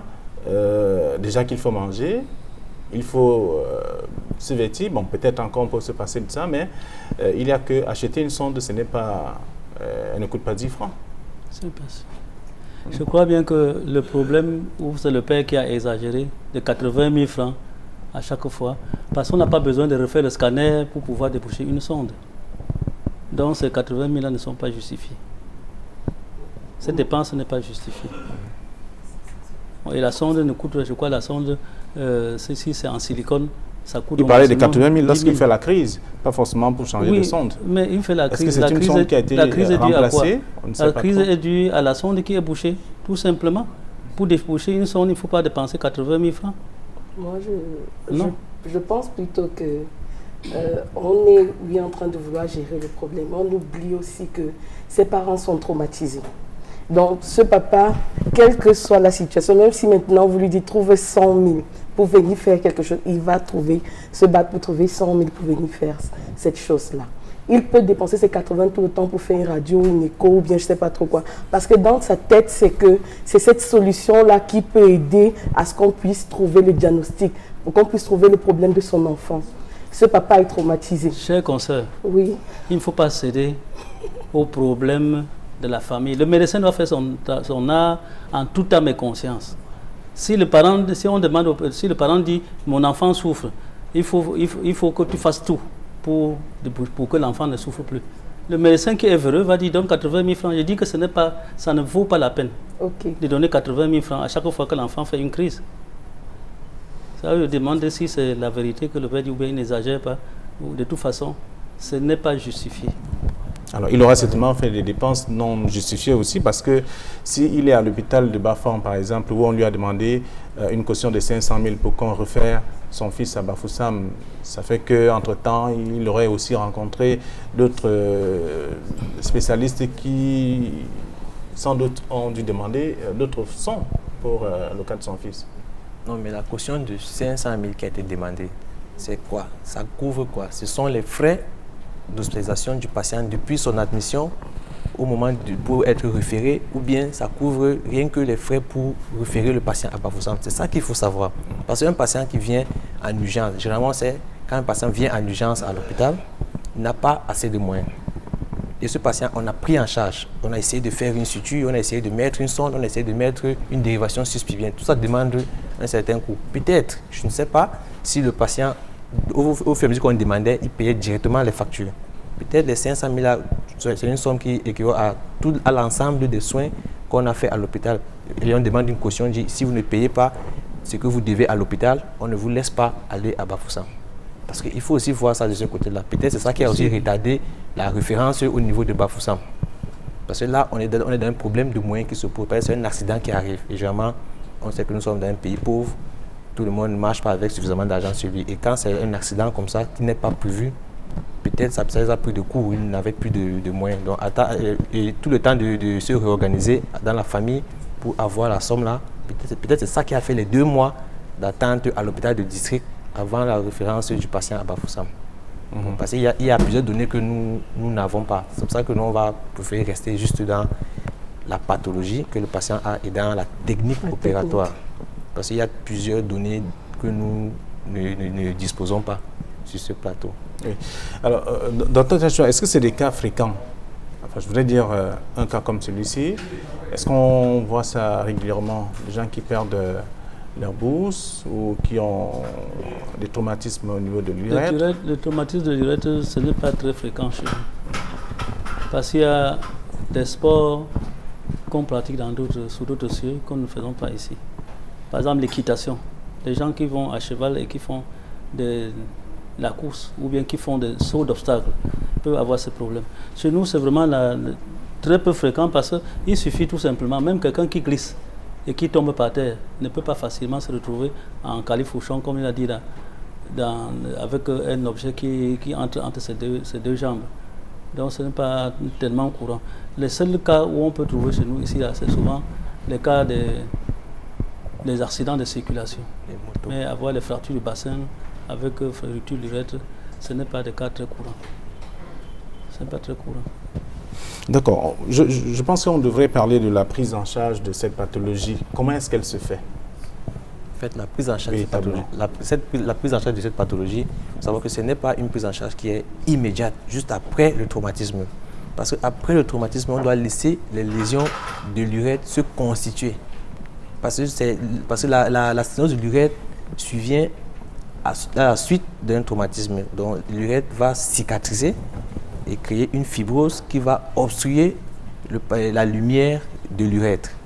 Donc c'est après ce temps-là qu'on aura les lésions déjà constituées qu'on pourra poser notre indication thérapeutique. Ça veut dire que notre indication, qu'avec l'examen paraclinique, les clichés paracliniques qu'on aura, donc les clichés de radiographie, qu'on appelle UCR, on pourra délimiter la zone de sténose et proposer une technique adéquate pour prendre en charge cette sténose. Maintenant, une sténose qui est post-traumatique, comme ça, n'est pas facilement aisée. Il n'est pas aisé de prendre en charge une sténose qui est post-traumatique, comme pour notre patient. Parce que généralement, ce sont des sténoses qui sont très étendues.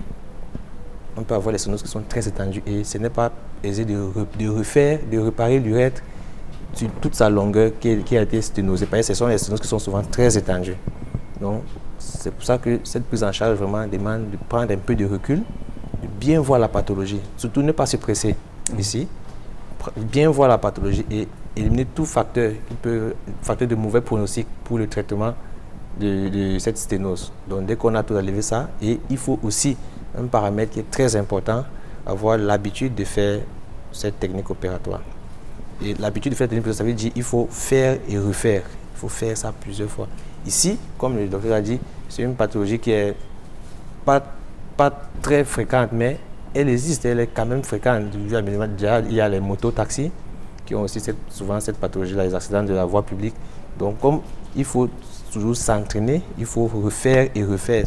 Et surtout, tout chirurgien, on sait que le bon résultat dans une intervention chirurgicale dépend surtout de l'expérience aussi du chirurgien. Alors, docteur... Je voudrais ajouter quelque chose par rapport à ce qu'il a dit. Nous n'allons pas oublier que les multiples interventions qu'on lui a faites sont des facteurs péjoratifs, non favorables à une bonne réparation. Surtout que cet enfant, comme il a dit, la sténose n'est pas seulement ponctuelle à un endroit, c'est étendu. C'est comme si c'était tout le tuyau qui est fermé. Alors, il faut recréer un urètre. Et il faut connaître la technique pour pouvoir arriver à faire l'opération. Il l'a fait une seule fois, parce que ça fait déjà plusieurs fois que cet enfant est opéré. Et sans oublier que l'anesthésie n'est pas toujours aisée dans toutes les situations. Même si on fait l'arraché anesthésie, c'est des interventions qui prennent du temps. On peut même faire 9 heures de temps pour bien faire cette intervention.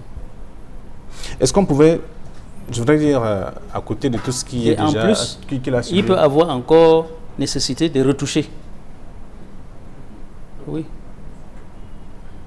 C'est décrit dans le livre de techniques chirurgicales. Premier temps, deuxième temps, troisième temps. Tout chirurgien peut solutionner ce cas? Non. Même si on n'est pas urologue? Non. Il faut avoir fait l'urologie et il faut avoir fait l'urologie avec un professeur d'urologie. Sinon, tout chirurgien ne peut pas réussir ça. Ce n'est pas une chose facile. Je ne sais pas si celui qui était à Bafoussam était un urologue, mais celui de Yaoundé, docteur Etemé, c'est un urologue. Je le connais très bien. Ouais. Mais même jusque-là, ce n'est pas facile pour quelqu'un qui n'a pas été formé, comme j'ai dit tout à l'heure, comme un apprenti forgeron auprès d'un maître forgeron. Parce que ce n'est pas nécessairement lire dans les livres. Vous pouvez lire quelque chose dans les livres. Et les livres de techniques chirurgicales, c'est des choses parfois qui amènent les gens à faire des erreurs parce que quelqu'un fait décrit une technique, tu l'appliques, ça ne donne pas. Pourquoi? Parce qu'il l'a fait, mais il n'a pas eu la maîtrise. Mais un chirurgien qui a fait l'urologie et qui la maîtrise très bien est à mesure de faire l'intervention. Passez par la sorcellerie. C'est quand on vous a bien formé et que vous savez très bien pourquoi on opère comme ça et non pas comme ça. Parce que le problème de chirurgie de l'urètre, ce qu'on ne doit pas faire souvent, c'est de fendre l'urètre, mettre une sonde, trouver un chemin, mettre une sonde et refermer la peau dessus. Ça, c'est l'échec à 100%.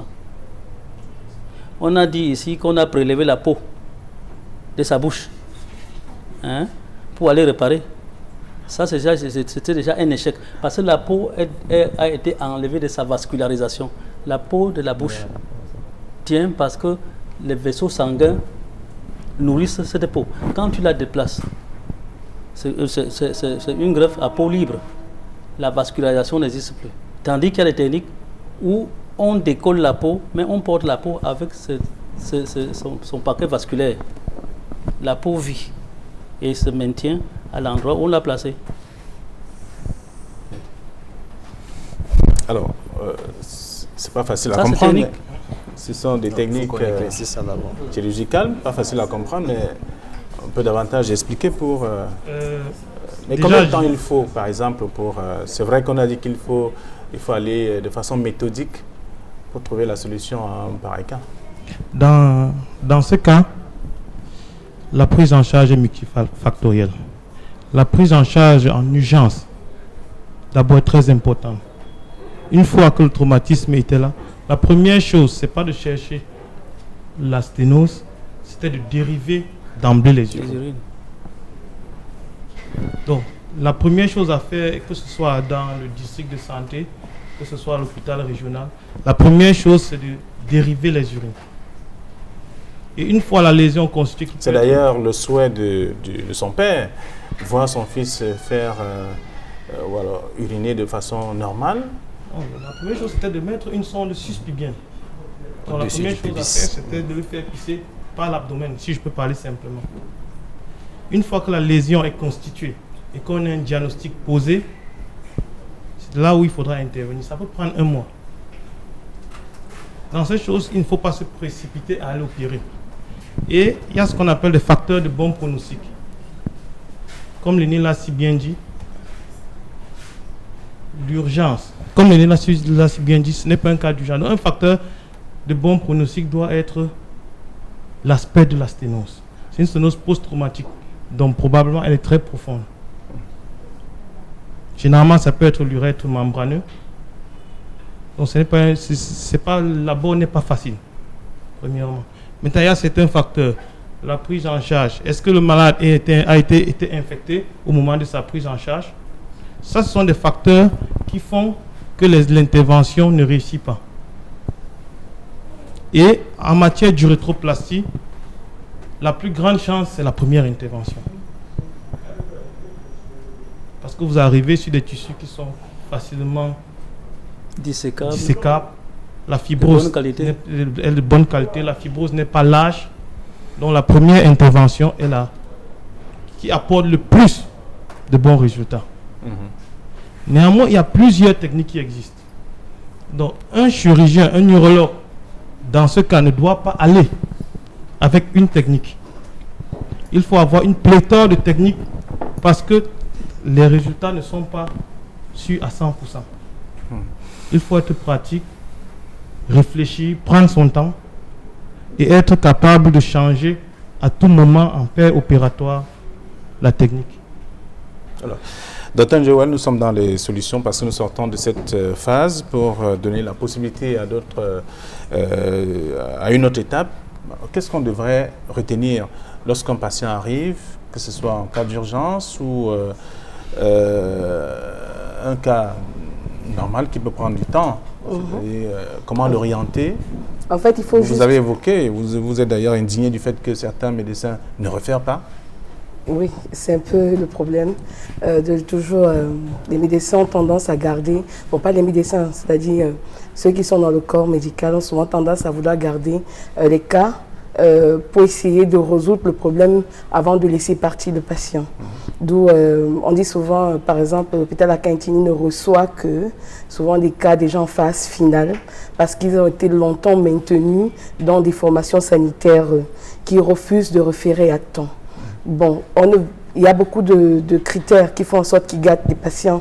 Et il y a l'un des critères qui est souvent qui est non négligeable, c'est-à-dire les patients arrivent dans ta formation sanitaire, tu trouves une urgence, tu lèves l'urgence, mais financièrement le patient est incapable de payer les soins pour lesquels il a les sommes qu'il a reçues. Et de fois on demande souvent qu'il faut d'abord payer au moins une partie avant de partir.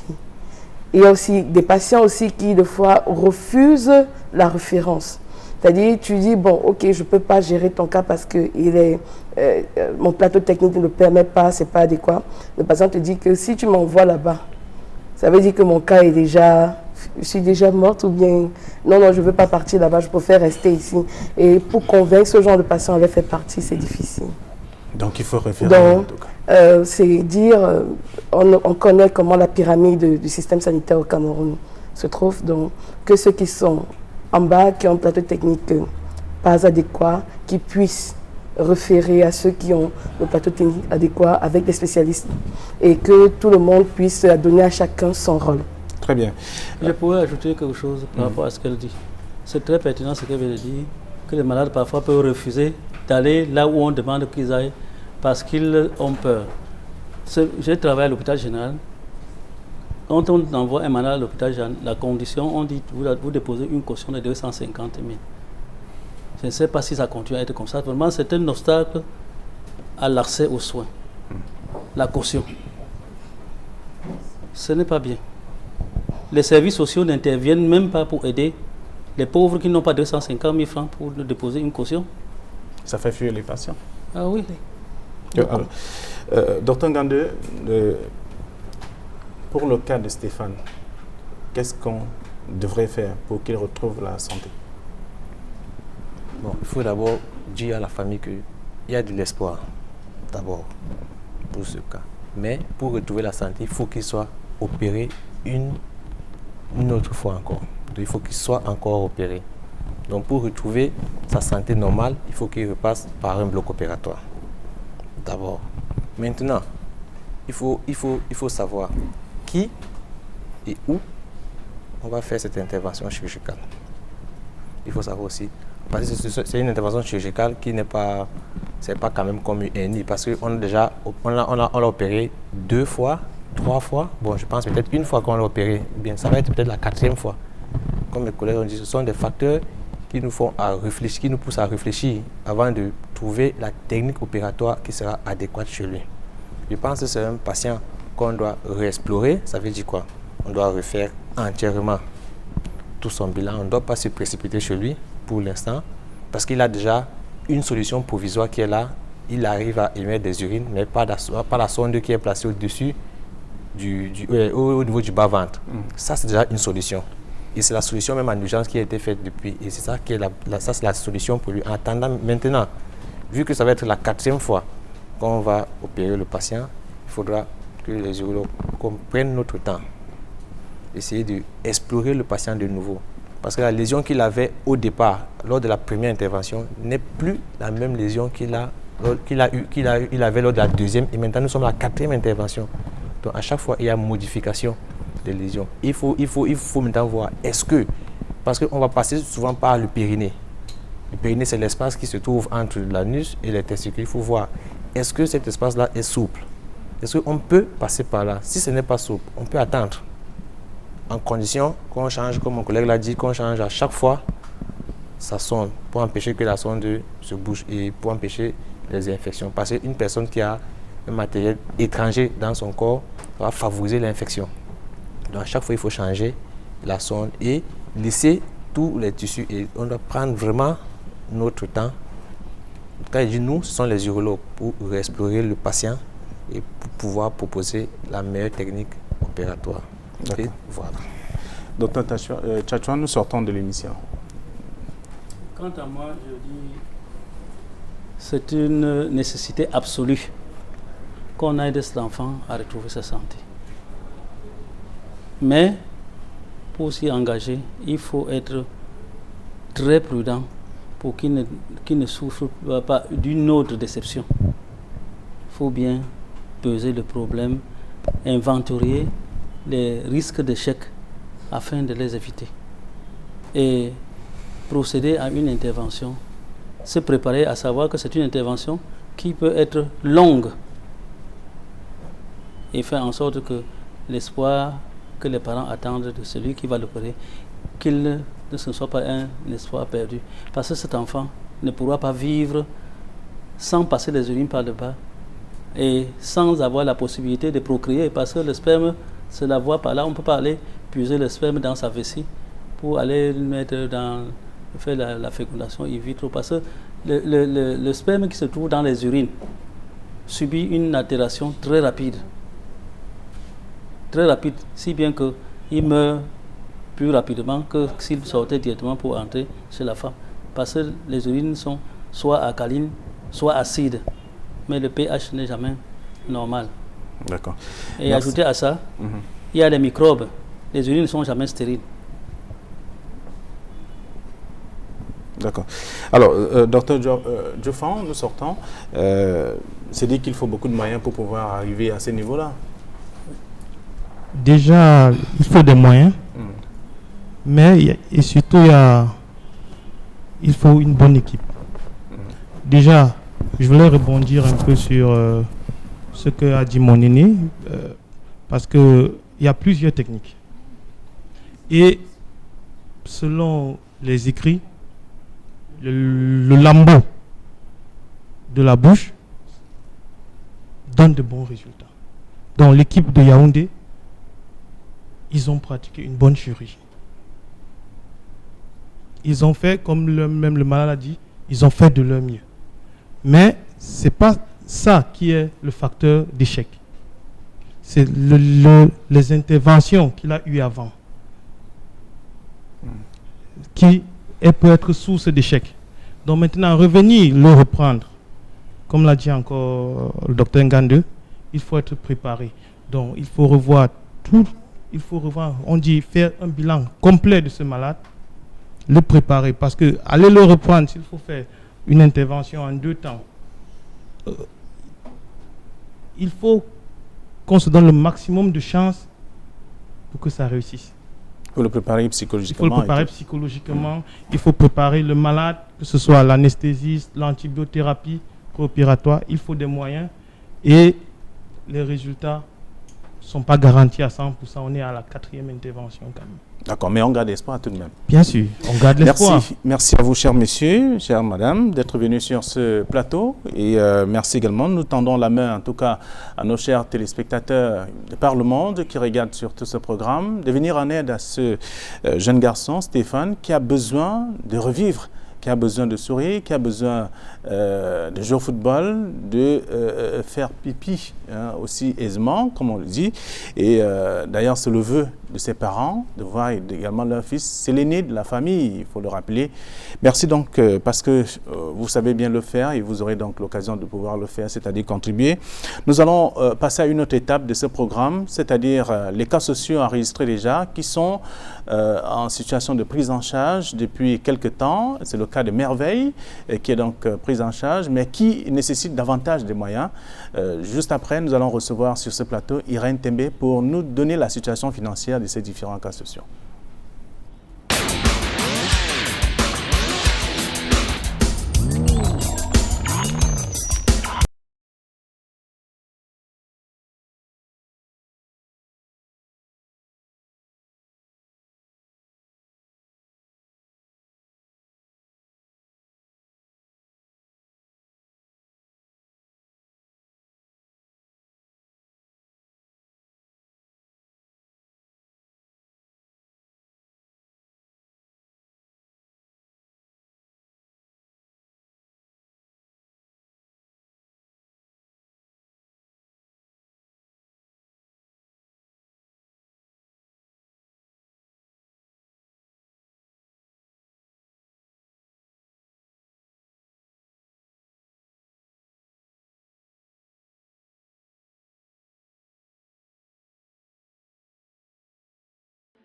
Oh Seigneur, aidez-moi, regardez, Seigneur, aidez-moi.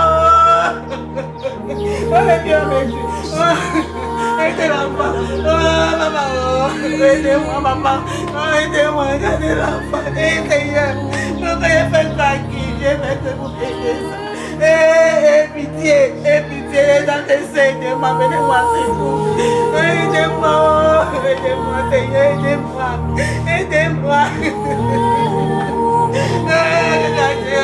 Regardez l'enfant sourd.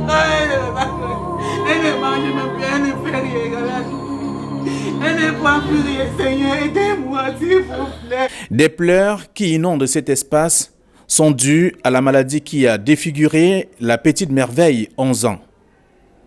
La fillette a perdu le sommeil à cause de la tumeur qui la traumatise depuis l'âge de 8 ans. Pourquoi aidez-moi.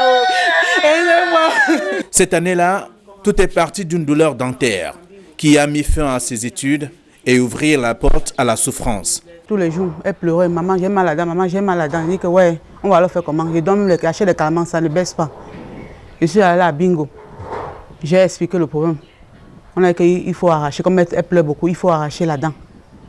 Dès qu'on a arraché la dent, ça va baisser la douleur. On a douleur quand même. Une semaine après, la joie a commencé à gonfler. La souffrance de la petite Merveille n'épargne pas les membres de la famille. Les membres de la famille qui ne cessent de pleurer parce que la douleur est atroce.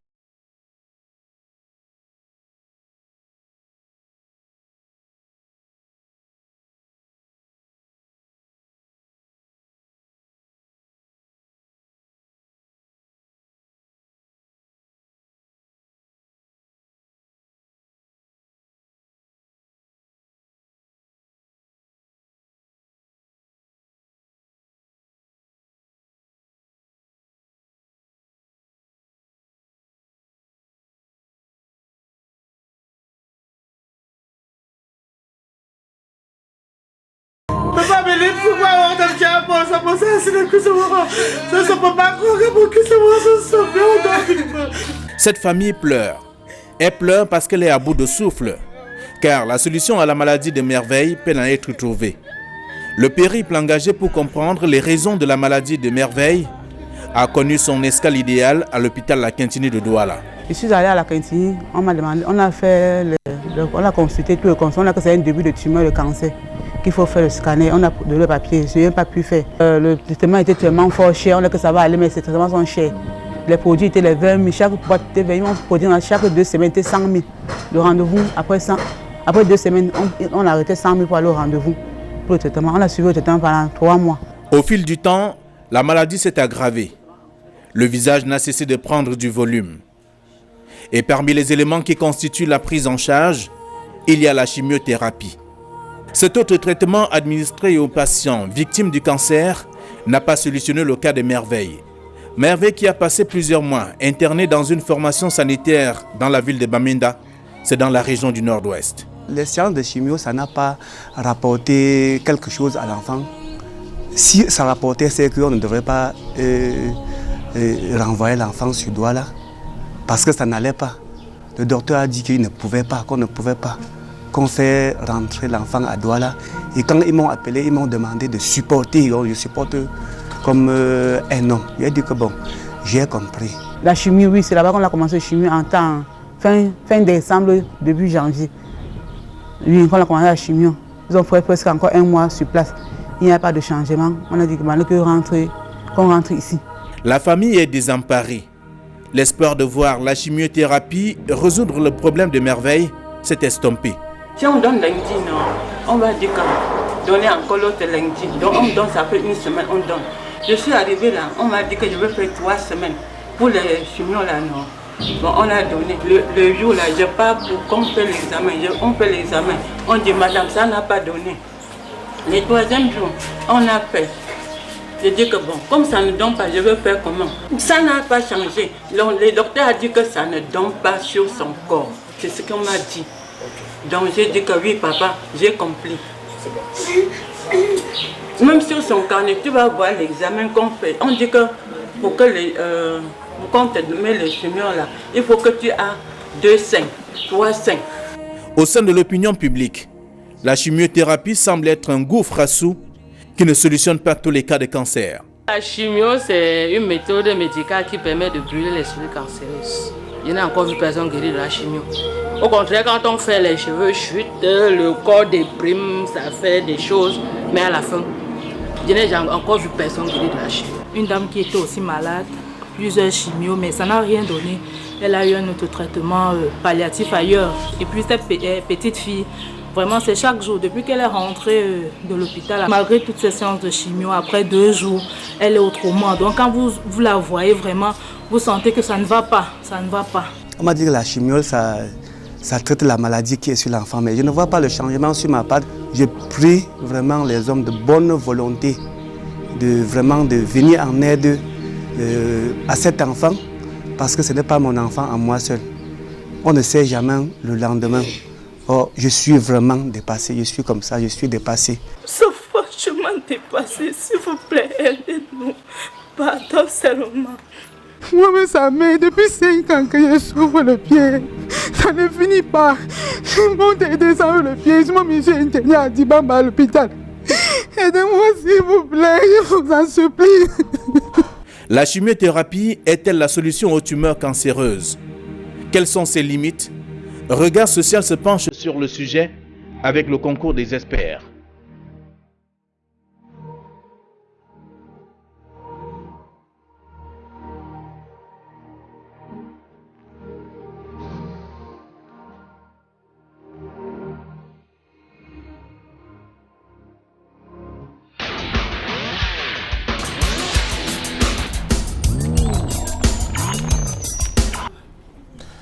C'est la petite Merveille qui est donc en situation de prise en charge depuis quelques semaines. Irène Tembe est sur ce plateau, bonsoir. Bonsoir Flavien et bienvenue à nos chers téléspectateurs et bienfaiteurs de l'émission Regard Social. Merci d'être là. Quelle est la situation de Merveille? La situation de la petite Merveille, actuellement, nous tenons déjà à le rappeler, chers bienfaiteurs, qu'elle est déjà prise en charge dans un hôpital de la place et les différentes contributions depuis la semaine dernière sont les suivantes. Gankam Viviane Fotsine, 2 000 francs. Paula Nara Ahamdon, 5 000. Yamou Suzanne Ruffin, 2 000. Célestine Difort, 10 000. Dimou Yamae Mathurin, 4 000. Théophile, 1 000 francs. Christelle Nosao Fomena, 2 000.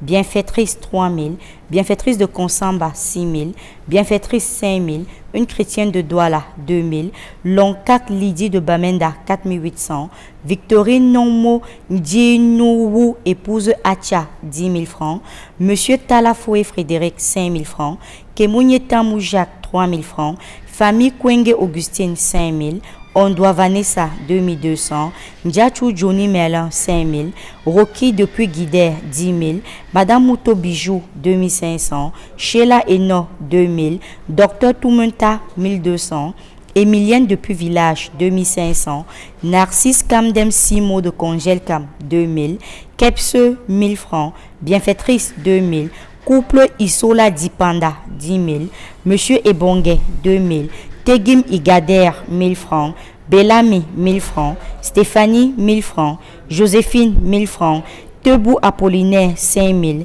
Damingo Fangnyang 5000, Pankui Jinjang 5000, Michael 1000 francs, De Heps 2000 francs,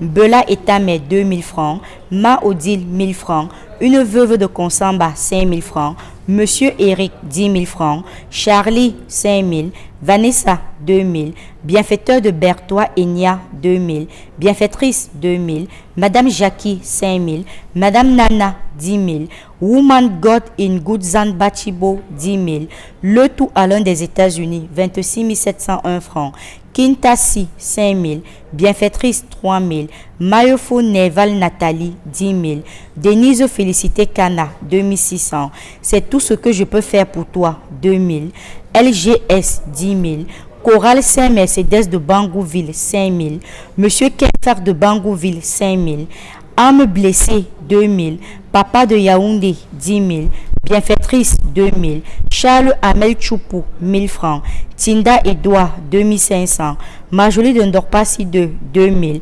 bienfaitrice Newton Aéroport 35 000, un couple à Makepe 5 000, un inconnu 1000 francs, Anonyme Marina 1000 francs, Monsieur et Madame Nandi 10 000, famille Funda de Tonga 5 000, Chamen Fabrice 3 000, Vera 3 000, Monsieur Fond 40 000 francs, bienfaiteur 42 000 francs, Association des femmes Baham de Ndorpassi de Madame Djoko Elise 50 000 francs, Rachel 5 000, Madame Marthe 5 000, famille Nana 5 000, Augustini 3 000, étudiante de Bolova 2 000, Nathalie Rosine 10 000, Madame Tibu 10 000, Julio Pancui 5 000, Madame Noubissi Nicole 5 000, famille Sardo Émilie 3 000, Sylvie de Bafoussam 5 000, Madame X de Bonabéry 2 000, Espace Alain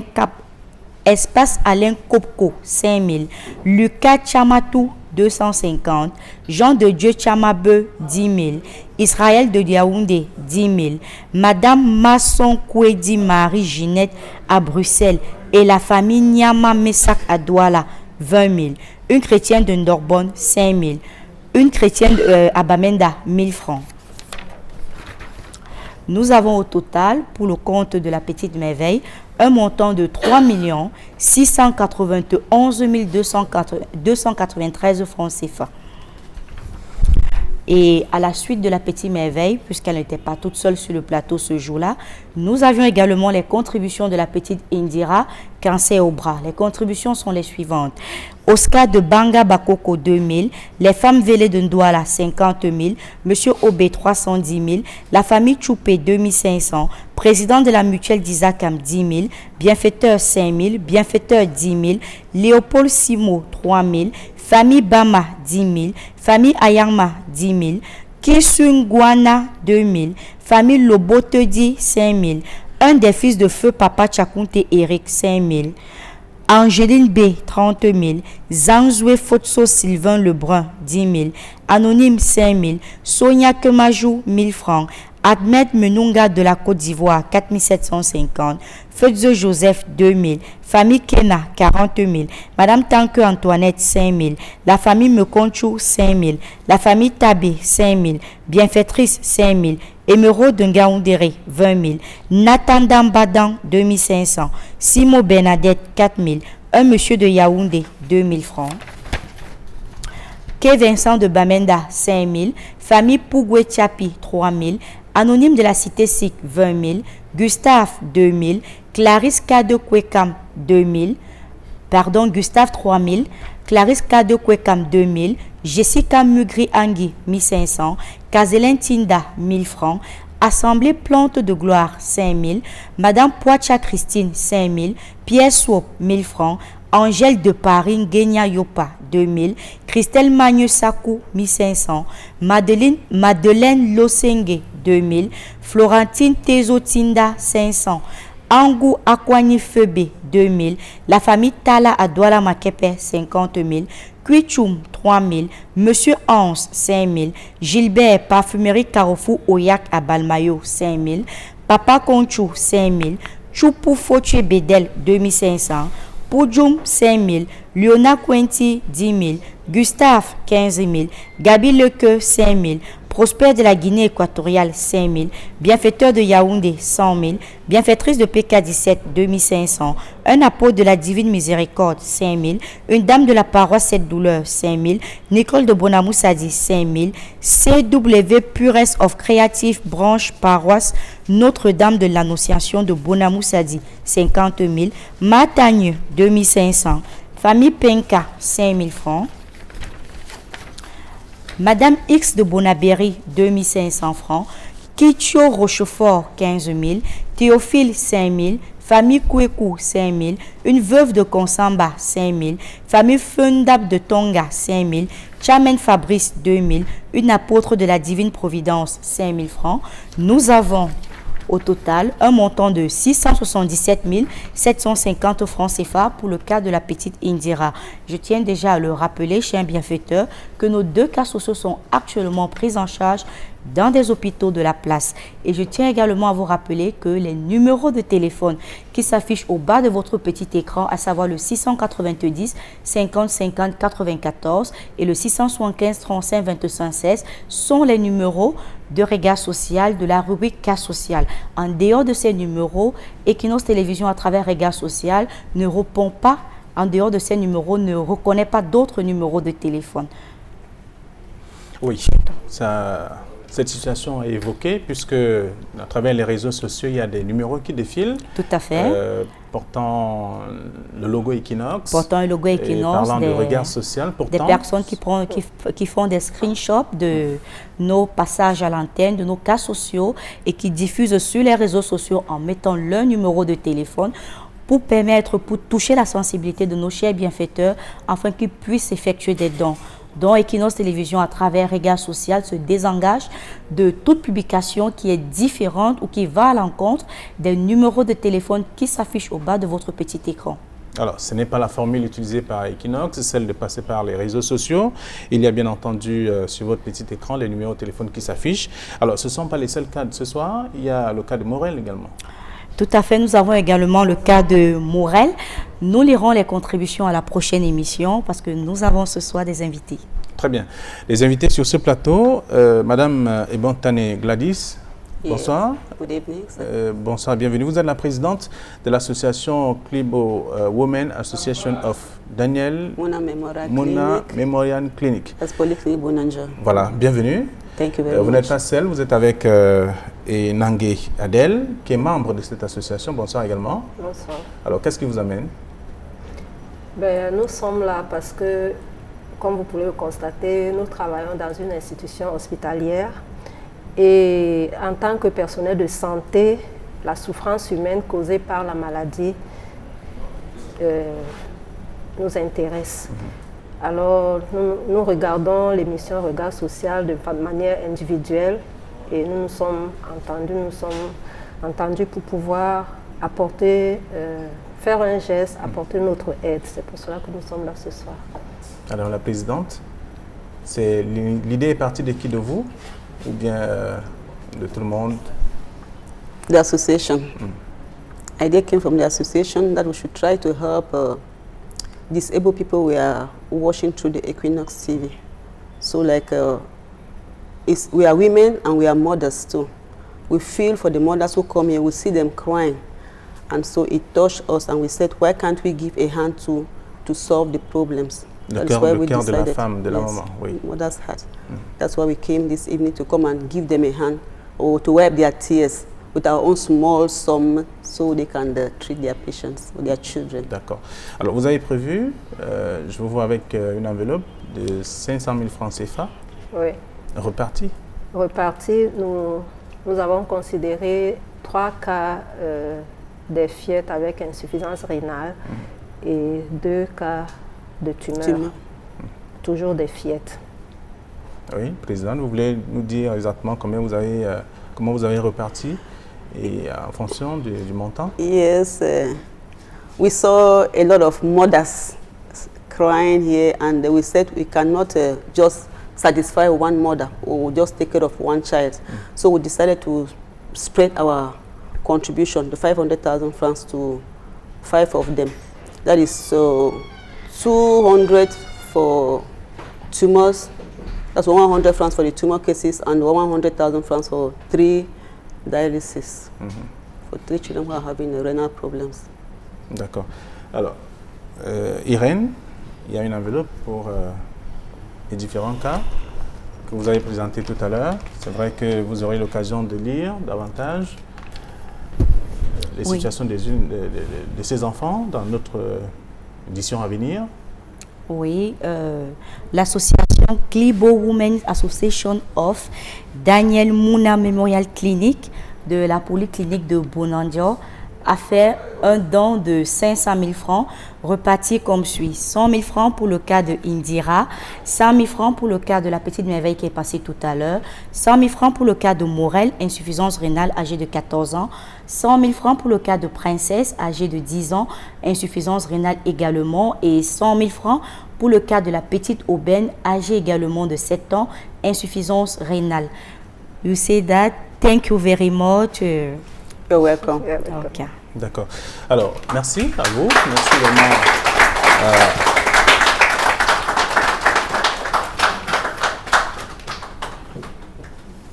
Vous voulez compter cet argent ce soir? Tout à fait.